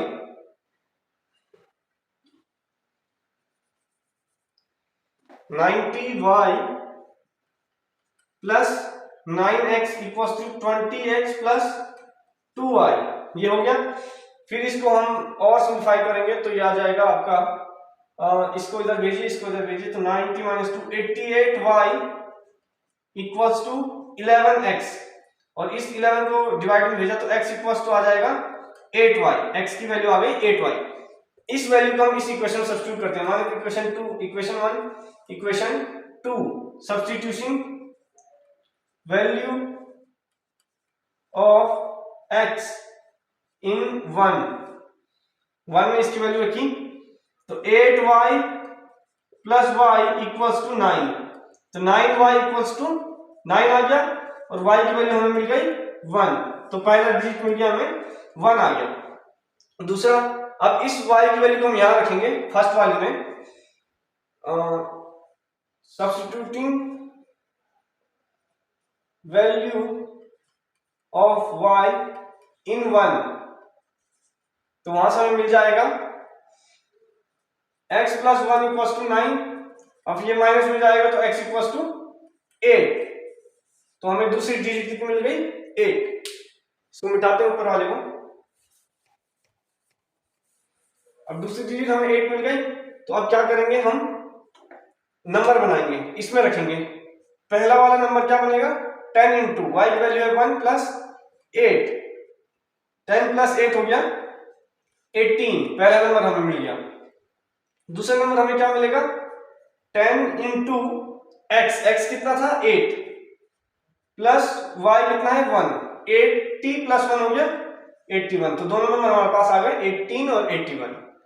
तो ये आसान क्वेश्चन है, इसमें कुछ नहीं करना है, सिर्फ क्वेश्चन को समझना है, हमें डिजिट्स माननी है कि कौन वंस पे होगा कौन टेंस पे होगा, और उस हिसाब से इक्वेशन बना के सॉल्व करना है। इस क्वेश्चन में थोड़ा दिक्कत होती है,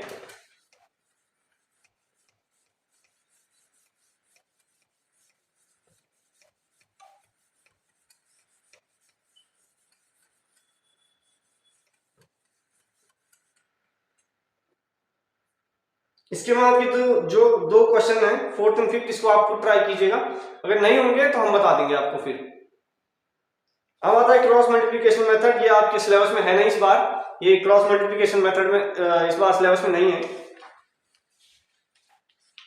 तो अब हम आते हैं एक्सरसाइज 3.5 में।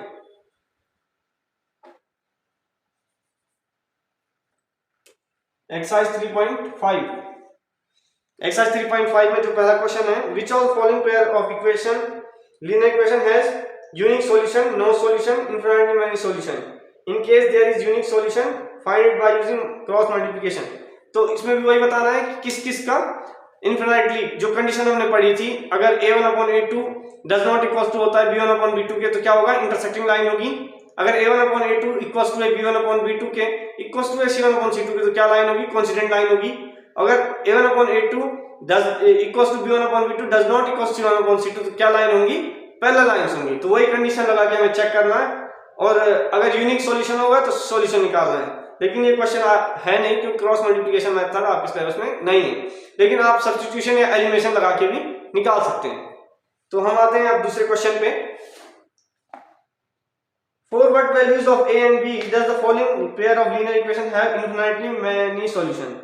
तो पहला जो हमारे पास है क्वेश्चन नंबर 2 का 1 है हमारे पास 2x plus 3y equals to 7, ये है पहली इक्वेशन। दूसरा है a minus bx plus a plus by equals to 3a plus b minus 2, ये है।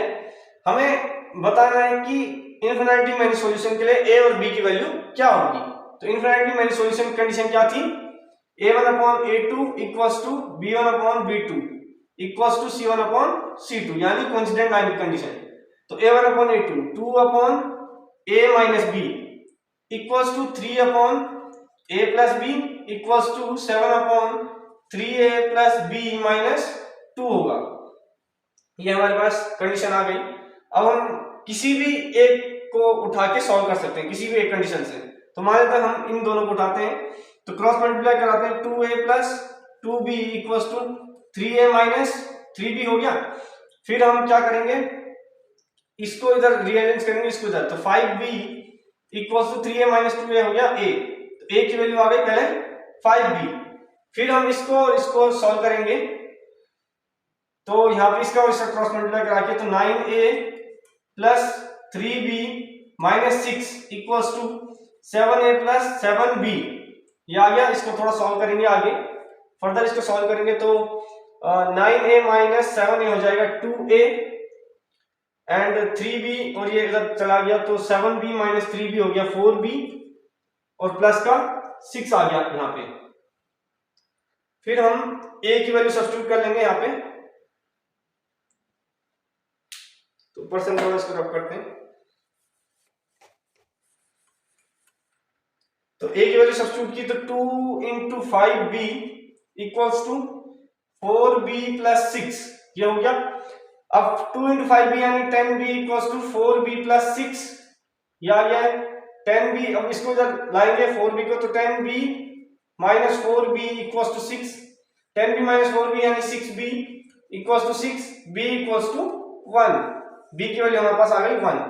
अब B की वैल्यू इसमें सब्स्टिट्यूट करेंगे, तो A की वैल्यू आ जाएगी 5 इंटू 1, यानी A इक्वल्स टू 5 आ गया। तो B1 and A5, B1 and A5 आ गया हमारे पास इनफिनिटली मैनी कंडीशन के लिए, B1 एंड A5। तो ये हो गया है ये क्वेश्चन नंबर 2 का फर्स्ट पार्ट। इसको आपने नोट कर लिया होगा।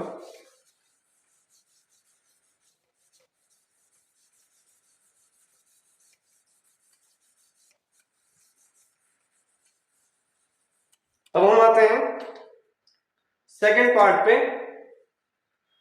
सेकंड पार्ट क्या कह रहा है, for which of the following value of k will the following pair of linear equation have no solution, कि k की क्या वैल्यू होनी चाहिए जिसके लिए नो सॉल्यूशन हो। तो नो सॉल्यूशन के लिए क्या कंडीशन थी, पहले हम इक्वेशन लिख लेते हैं। इक्वेशन है 3x plus y equals to 1, और दूसरा है 2k minus 1x plus k minus 1 y equals to 2k plus 1, ये हमारा आ गया। अब हम नो सॉल्यूशन की कंडीशन क्या होती है, A1/A2 equals to B1/B2 does not equals to C1/C2, ये कंडीशन होती है। तो यहाँ पे होगा 3/2k minus 1 equals to 1/k minus 1 equals to does not equals to 1/2k plus 1, ये आ गया। अब हमें k की वैल्यू निकालनी है, तो पहली वाली इक्वेशन उठाते हैं, तो 3k minus 3 equals to 2k minus 1, क्योंकि इससे तो आ नहीं सकती है k की वैल्यू, क्योंकि नॉट इक्वल्स टू है। यहां से k की वो वैल्यू आएगी जिसके लिए नो सॉल्यूशन नहीं होगा। तो हम यहाँ पे सॉल्व करते हैं, तो 3k minus 2k equals to 1 minus 1 plus 3, तो ये आ गया 3k minus 2k, k minus 1 plus 3 आ गया आपका 2। तो k की वैल्यू 2 के लिए नो सॉल्यूशन होगा। आपने नोट कर लिया होगा। तो ये सेकंड पार्ट भी सॉल्व हो गया।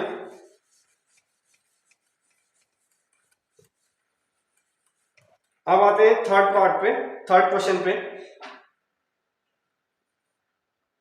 तो question number third solve the following linear equation by substitution and cross multiplication. तो इस क्वेश्चन को आप खुद कीजिएगा, क्रॉस मल्टीप्लिकेशन से करने की जरूरत नहीं है, उसकी जगह पे आप एलिमिनेशन मेथड यूज कर सकते हैं, सब्स्टिट्यूशन से तो करना ही है इसको। अब ये बोल रहा है क्वेश्चन नंबर 4 करते हैं। अब क्वेश्चन नंबर 4 क्वेश्चन नंबर 4 है from the pair of linear equation in the following problems find their solution they exist and by algebraic method. तो हम पहला सॉल्व करने की कोशिश करेंगे। सॉल्यूशन पहला है a part of monthly hostel charges of fixed and remaining depends upon the number of days one has taken food in the mess. A student A takes food for 20 days and C has to pay 1000 as hostel charge, whereas student B who takes food for 26 days pays 1180 as hostel charge. Find fixed charges and the cost of food per day. तो मान लेते हैं let the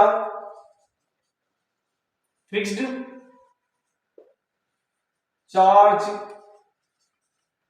Bx and charge for the per day food by let charge for the per day food be y।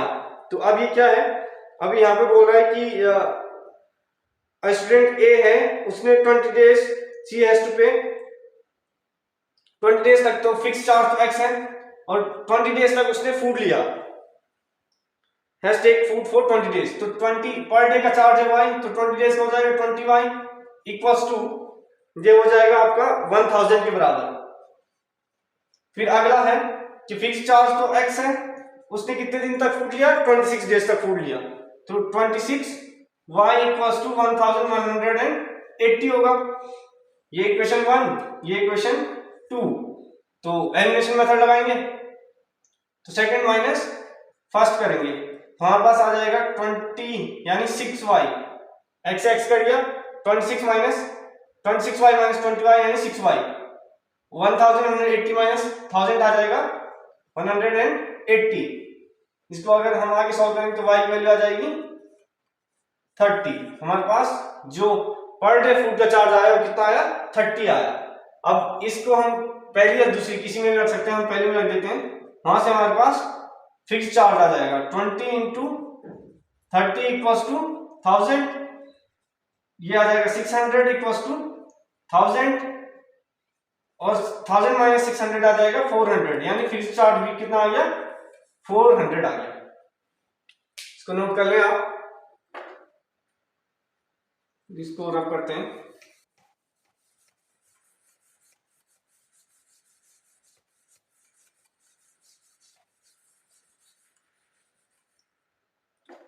अब हम अगले question पे आते हैं। ये क्वेश्चन ऐसा ही है जैसे हमने पीछे किया था फ्रैक्शन वाला, तो इसको आप खुद ट्राई कीजिएगा।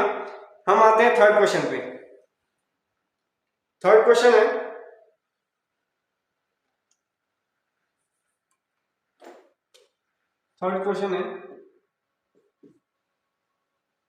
Yes scored 40 marks in a test, getting 3 each for right answer, 3 marks for each right answer, losing 1 marks for each wrong answer. Had 4 marks been awarded for each correct answer and 2 marks deducted for incorrect answer, then yes have scored 50 marks. How many questions were there in the test? तो हम मान लेते हैं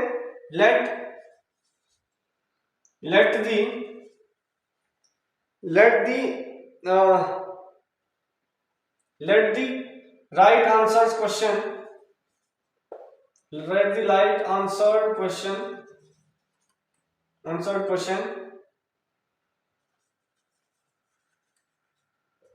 be x and let the wrong answered question be y। ये आ गया है। तो अब यहाँ पे Yash scored 40 marks, getting 3 marks for each right answer. हर एक राइट आंसर के कितने मार्क्स मिल रहे हैं, 3। तो हमारे पास कितने राइट आंसर क्वेश्चन है, x, तो कितना आ जाएगा 3x। फिर इसने बोला कि for losing 1 marks for each wrong answer, और एक रॉन्ग आंसर के लिए कितना है, 1 मार्क लूज कर रहा है, लूज मतलब -1, तो -y इक्वल्स टू 40, पहली इक्वेशन।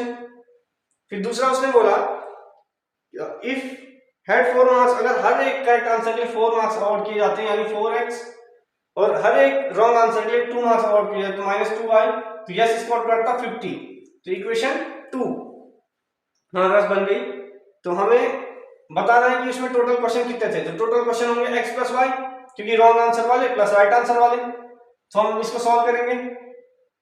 तो इस इक्वेशन को आप जो सेकंड वाली है, सेकंड को आप 2 से डिवाइडेड बाय 2 से डिवाइड कीजिए। तो 2x minus y equals to 25।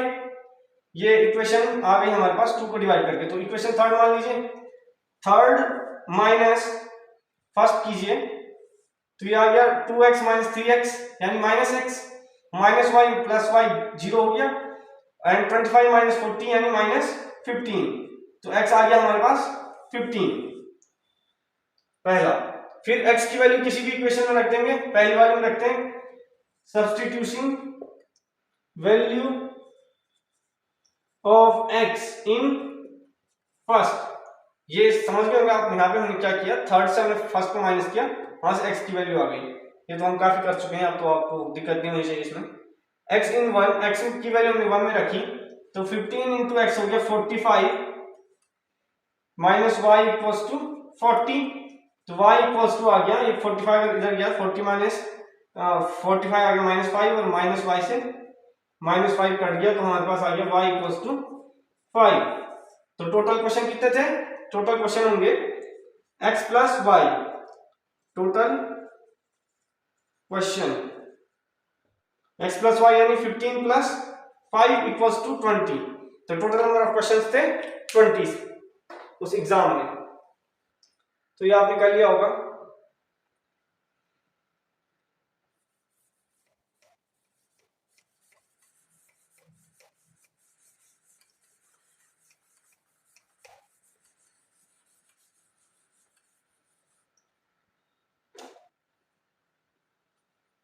अब जो फोर्थ और फिफ्थ है इसको आप ट्राई कीजिएगा, अगर नहीं होंगे तो हम इसको बता देंगे। अब हम आते हैं एक्सरसाइज 3.6 पे, जो लास्ट एक्सरसाइज है इसको करते हैं। ये इंपॉर्टेंट है ये एक्सरसाइज 3.6 वाली, इससे कई क्वेश्चन पूछे जाते हैं। इसके आप कुछ कुछ एग्जांपल, हम जब पीवाईक्यू करेंगे तो एग्जांपल भी करेंगे। तो 3.6 में solve the following equation by reducing them to, हाँ तो ये क्वेश्चन करते हैं हम। जो क्वेश्चन नंबर 1 है एक्सरसाइज 3.6 का, 3.6 क्वेश्चन नंबर 1 का जो पहला है वो क्या है, 1/2x plus 1/3y equals to 2। अभी हमारे पास जो इक्वेशंस दी गई हैं ये थोड़ा सा इनको x और y की में सॉल्व करना थोड़ा मुश्किल होता है, इसलिए हम यहाँ पे एक और वेरिएबल लाते हैं, let 1/x equals to u and 1/y equals to v मान लेते हैं। हम क्या करेंगे, 1/x की जगह पे u रखेंगे, यानी u/2 हो जाएगा, प्लस 1/y की जगह पे v लिखा तो v/3 हो जाएगा इक्वल्स टू 2 पहली वाली इक्वेशन में। दूसरी वाली में हो जाएगा u/3, क्योंकि 1/x की जगह u रख रहे हैं, तो u/3 plus v/2 equals to 13/6 हो जाएगा। अगर हम इसको फर्दर रिड्यूस करें, जो ये वाली है थर्ड वाली, ये फोर्थ वाली मान लीजिए, तो थर्ड वाली फर्दर रिड्यूस करेंगे तो 3u plus 2v equals two upon 6 आ जाएगा, यहाँ पे इक्वल्स टू 2। अगर हम इसको ये करें तो 3u plus 2v equals to 6 आ जाएगा, 12 आ जाएगा, सॉरी 12 आ जाएगा यहाँ पे 12। इसको भी हम ऐसे फर्दर अगर सॉल्व करें तो ये आ जाएगा 2u प्लस 3v, नीचे आ जाएगा 6 अपॉन 6 इक्वल्स टू 13/6। तो इस 6 से ये 6 कट हो गया, हमारे पास आ जाएगा 2u plus 3v equals to 13। ये आ गया हमारे पास। पर से थोड़ा हम इसको हटा देते हैं। अब हम क्या करेंगे, 3u plus 2v equals to 12 and 2u plus 3v equals to 13। अब इसमें एलिमिनेशन मेथड लगाएंगे, तो पहली वाली को मल्टीप्लाई करा देते हैं हम 3 से, हम u का कोएफिशिएंट इक्वल कर रहे हैं, और इसका 2 से, तो हमें मिल जाएगा 6u plus 4v equals to 24। दूसरी से मिल जाएगा 6u plus 9v equals to 39। हमारे पास ये आ गया।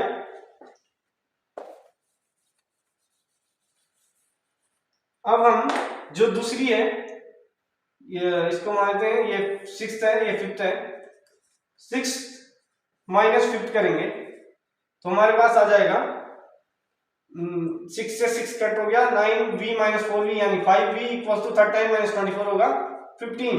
यहां से v की वैल्यू आ जाएगी 3। v की वैल्यू हमारे पास 3 आ गई है। अब v की वैल्यू को हम कहीं भी रखेंगे, वहां से u की वैल्यू आ जाएगी किसी भी इक्वेशन में। मान लेते हैं हम इस वाले में रखते हैं तो 6u प्लस 12 इक्वल्स टू 24। अभी 12 माइनस इधर गया, 24 माइनस 12 12 हो गया। 6u equals to 12 and u equals to 2 आ गया हमारे पास। v और u की वैल्यू आ गई। अब हम v और u की वैल्यू इनमें रखेंगे। 1/x इक्वल्स टू था u की वैल्यू आई हमारे पास 2 यानी x इक्वल्स टू आ गया 1/2 एंड y 1/y था हमारे पास v और v की वैल्यू आई हमारे पास 3, तो y आ गया 1/3। तो x और y की वैल्यू हमें मिल गई।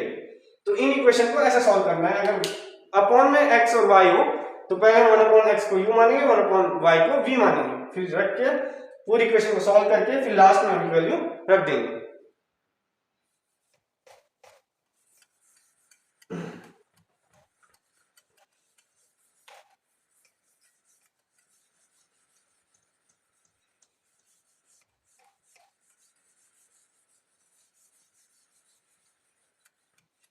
अगर अभी आपकी तैयारी नहीं हुई है 10th के लिए तो आपको एनसीईआरटी ही सॉल्व करनी चाहिए, फिर आप पीवाईक्यू या सिंपल पेपर पे जंप कीजिए।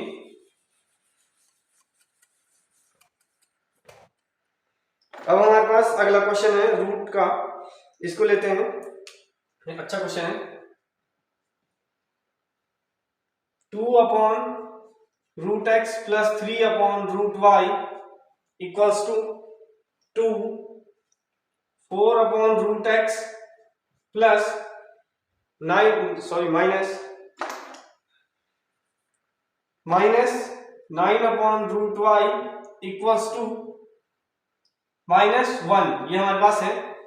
तो 1/√x को हम u मानेंगे, 1/√y को हम v मानेंगे, फिर से वैल्यू रखेंगे तो 2u plus 3v equals to 2, फिर इसमें मानेंगे तो 4u minus 9v equals to -1। तो फिर हम फिर से कोएफिशिएंट सेम करेंगे, इस वाली इक्वेशन को हम 2 से मल्टीप्लाई करेंगे तो यहाँ हमारे पास बन जाएगी 4u plus 6v equals to 4 और नीचे वाले है हमारे पास 4u minus 9v equals to -1। तो नीचे वाली से मान लेते हैं ये इक्वेशन हमारे पास है थर्ड, ये फोर्थ, तो फोर्थ माइनस थर्ड करेंगे तो 4u से 4u कट गया, माइनस 9v माइनस 6v -1 -4, तो 9v माइनस 6v हो गया -15v और -1 और -4 हो गया -5, तो माइनस से माइनस कट हो गया। हमारे पास आ गया v इक्वल्स टू, जब 15 नीचे जाएगा तो 5/15 और v आ गया 1/3। v की वैल्यू हमारे पास आ गई है v इक्वल्स टू 1/3।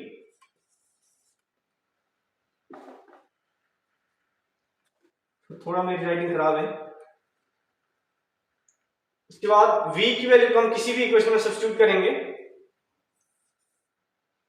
तो 4u प्लस 6v, v यानी 1/3 इक्वल्स टू 4, तो 4u plus 2 equals to 4, 4u equals to v, यहाँ पे बन गया ये तो u का v बन गया, और 4 माइनस 2 हो गया, u आ गया हमारे पास 1/2। मैं सॉल्व करके u हमारे पास आ गया है 1/2। अब हम u और v को फिर से रखेंगे तो हमारे पास 1/√x है u के बराबर, u हमारे पास 1/2 यानी √x इक्वल्स टू आ गया 2। अगर हम स्क्वायरिंग बोथ साइड करेंगे तो x इक्वल्स टू 2 का स्क्वायर 4, तो x की वैल्यू आ गई 4। फिर से 1/√y कितना है 1/v के बराबर, v की वैल्यू है 1/3, फिर से रूट वाई इक्वल्स टू 3 आ गया, स्क्वायरिंग बोथ साइड करेंगे तो वाई इक्वल्स टू 9 आ जाएगा। तो ये सॉल्व हो गया एक्स और वाई के लिए।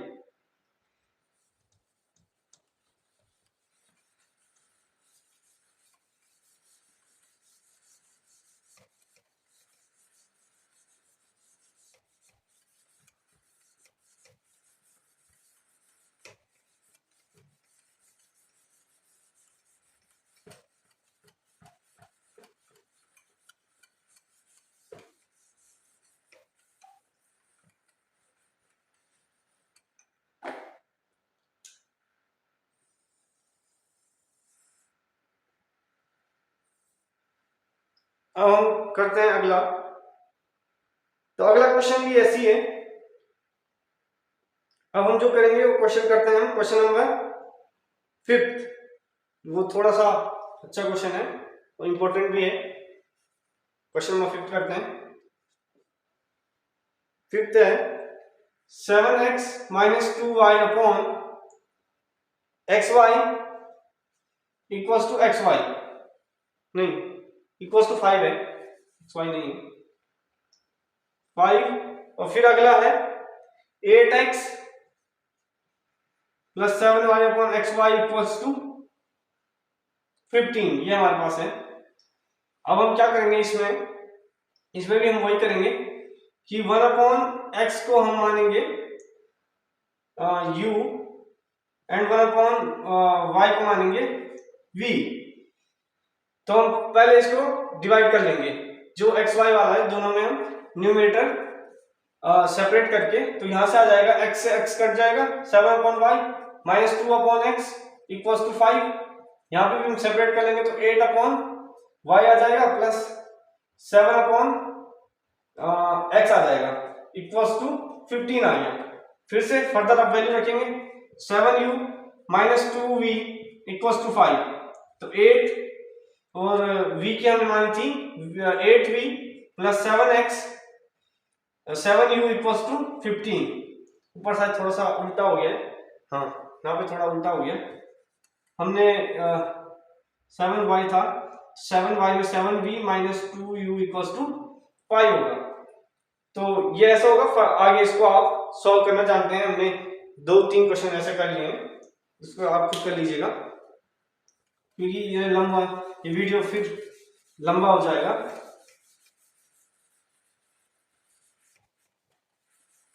अब हम क्वेश्चन नंबर 2 पे चलते हैं। बाकी जो क्वेश्चन बच गए हैं उन्हें आप खुद ट्राई कीजिएगा, नहीं होंगे तो आप बताना, हम उनको सॉल्व कर लेंगे। अब हम क्वेश्चन नंबर 2 पे आते हैं। क्वेश्चन नंबर 2 का फर्स्ट करते हैं, ये इंपॉर्टेंट है। Ritu can row down 20 km in 2 hours and upstream 4 km in 2 hours. Find her speed of rowing in still water and speed of current. तो मान लेते हैं let the speed of boat in still water be x and let the speed of stream be y. तो हमारे पास जो पहली equation बनेगी वो बनेगी कि जो डाउन स्ट्रीम में है, तो जब डाउन स्ट्रीम में बोट जाएगी तब क्या होगा, स्ट्रीम की स्पीड प्लस बोट की स्पीड दोनों प्लस हो जाएंगी कि डाउन में जा रहा है, एक साथ सेम वेलोसिटी से नीचे जा रहे हैं। तो x प्लस वाई में उनकी डाउन स्ट्रीम में होगी। इसके बाद वो बोल रहा है कि 20 किलोमीटर इन 2 आवर्स। तो डाउन स्ट्रीम कितने में जाती है, 20 किलोमीटर इन 2 आवर्स। तो ये क्या है हमारे पास स्पीड, तो 20 अपॉन एक्स प्लस वाई। तो speed 20 kilometre upon speed, distance upon speed क्या होता है, टाइम। ये किसके बराबर है, 2 के बराबर है। फिर हमारे पास अगला है 4 किलोमीटर इन 2 आवर्स अप स्ट्रीम। तो जब बोट अप स्ट्रीम आएगी तो स्पीड क्या होगी, x minus y. Speed of boat in upstream में बोट की स्पीड होगी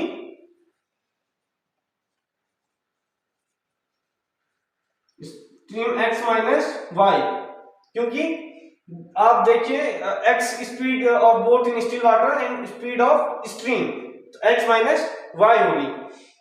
और हमने x माइनस वाई क्यों किया, y माइनस एक्स क्यों नहीं किया, क्योंकि बोट की स्पीड स्ट्रीम की स्पीड से ज्यादा होनी चाहिए, तभी बोट ऊपर आ पाएगी, अप स्ट्रीम में आ पाएगी। वरना अगर स्पीड ऑफ बोट स्ट्रीम की स्पीड से कम हुई तो बोट पानी के साथ बह जाएगी और अप स्ट्रीम नहीं आ पाएगी। तो यहाँ पे आएगा 4 upon x minus y equals to 2, ये भी 2 है। और इसको फिर फर्दर सॉल्व करेंगे तो 20 equals to 2x plus 2y, और ये आ जाएगा 4 equals to 2x plus 2x minus 2y, 2x minus 2y हो जाएगा। अब हम क्या करेंगे, ये इक्वेशन मान लो फर्स्ट, ये है सेकंड, इन दोनों को ऐड कर देंगे, फर्स्ट प्लस सेकंड हम जब करेंगे तो ये आ जाएगा 24, और 2x plus 2x 4x minus 2y plus 2y cut गया। अब x इक्वल्स टू 24 अपॉन 4, तो ये आ जाएगा x equals to 6 kilometre per hour, हमने आवर में माना था तो किलोमीटर पर आवर, और x की वैल्यू किसी भी इक्वेशन में सब्स्टिट्यूट कर देंगे। तो 20 equals to 2 into 6 plus 2y, तो ये आ गया 20 equals to 12 plus 2y equals to, यहाँ पे हम फर्दर अगर सॉल्व करेंगे 2y इक्वल्स टू 20 माइनस 12 हो गया 8, and y equals to 4 kilometre per hour. हमारे पास जो स्ट्रीम की स्पीड आई वो आ गई 4 किलोमीटर पर आवर। तो देखिए बोट की स्पीड स्ट्रीम की स्पीड से ज्यादा है, अगर कम होती तो बोट बह जाती। तो इसको आप नोट कर लीजिए, आसान क्वेश्चन है, लेकिन अप स्ट्रीम डाउन स्ट्रीम वाले क्वेश्चन आ सकते हैं, आपके प्री बोर्ड में भी आ सकते हैं, बोर्ड्स में भी आ सकते हैं।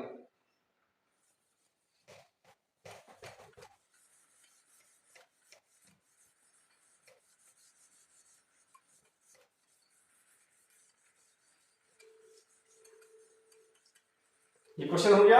इसके बाद हम करते हैं क्वेश्चन नंबर थर्ड करते हैं। क्वेश्चन नंबर 2 आपको ट्राई कीजिएगा, क्वेश्चन नंबर 2 आप ट्राई करके बताइए, अगर आपको नहीं आएगा तो हम बता देंगे। क्वेश्चन नंबर थर्ड है, Ruhi travels 300 kilometre to her home by partly by train and partly by bus. She takes 4 hours if she travels 60 km by train and remaining by bus. If she travels 100 km by train and remaining by bus, she takes 10 minutes longer. Find the speed of train and bus separately. तो हम पहले मान लेते हैं, let the speed of train be x and let the speed of bus be y। ये होगा, हमने बस की स्पीड मानी, ट्रेन की स्पीड मानी x और बस की y। तो उसने क्या बोला कि जो रूही है वो कुछ डिस्टेंस ट्रेवल करती है बस से, कुछ ट्रेन से, तो उसका जो घर है उसके ऑफिस से वो कितना 300 किलोमीटर दूर है। तो हमें बताना है कि स्पीड ऑफ बस और ट्रेन कितनी होगी। तो पहली जो कंडीशन है उसमें क्या है कि वो 4 आवर्स लेती है जब वो 60 किलोमीटर ट्रेन से चलती है और रिमेनिंग बस से, तो 4 आवर। तो हमारे पास जो ये है 60 किलोमीटर बाय ट्रेन, तो 60 किलोमीटर ट्रेन, तो स्पीड ऑफ ट्रेन है हमारे पास x, तो डिस्टेंस अपॉन स्पीड क्या आ जाएगा, time, distance upon speed time आएगा, प्लस जो हमारे पास रिमेनिंग डिस्टेंस है, तो रिमेनिंग डिस्टेंस कितना हो गया हमारे पास, हो गया रिमेनिंग डिस्टेंस 240, क्योंकि 300 टोटल है, 360 माइनस किया तो 240 अपॉन y, ये कितना है 4 आवर्स के बराबर। पर लेकिन हम इस आवर्स को मिनट में बदलेंगे, हम आगे अभी दूसरी इक्वेशन में देखेंगे मिनट में क्यों बदला। 4 आवर में मिनट होंगे 240 मिनट, क्योंकि 1 आवर 60 तो 4 में 240।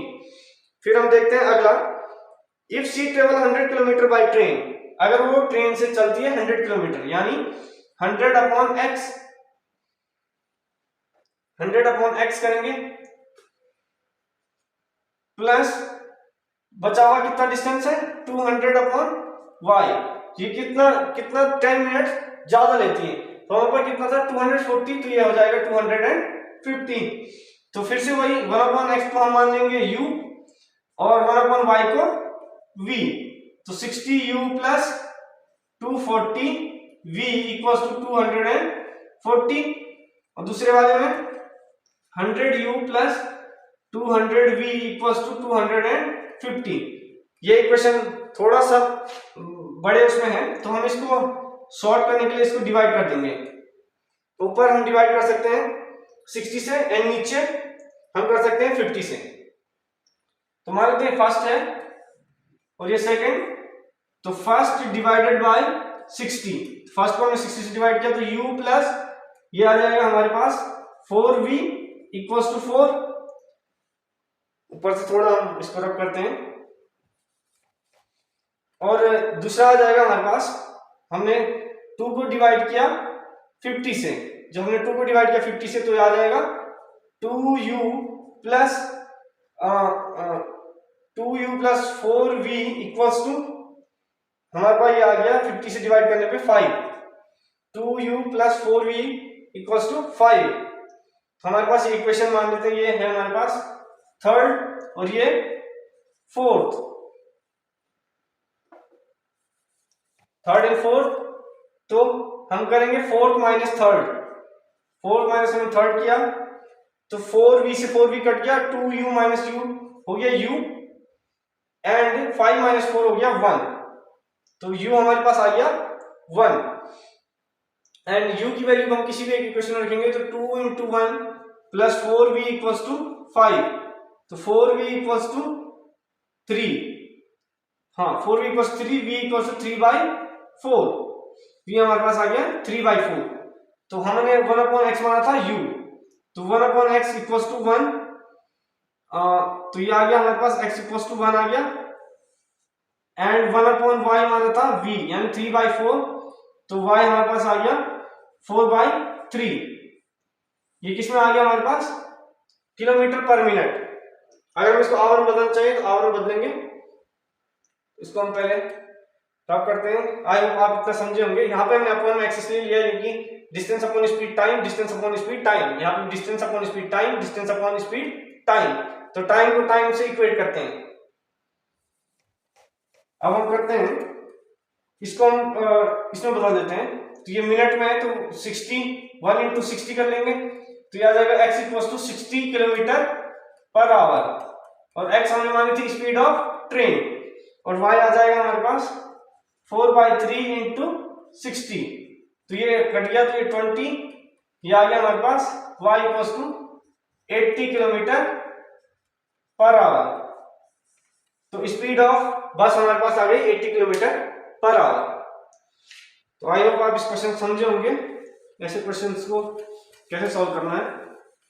तो ये हो गया हमारे पास क्वेश्चन नंबर 2 का second part, third part sorry, second part आप ट्राई कीजिएगा।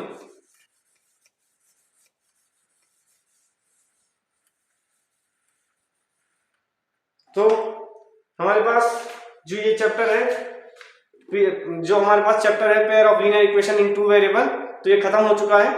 तो अब हम आगे पढ़ेंगे क्वाड्रेटिक इक्वेशंस। तब तक के लिए पढ़ाई करते रहें। Thank you.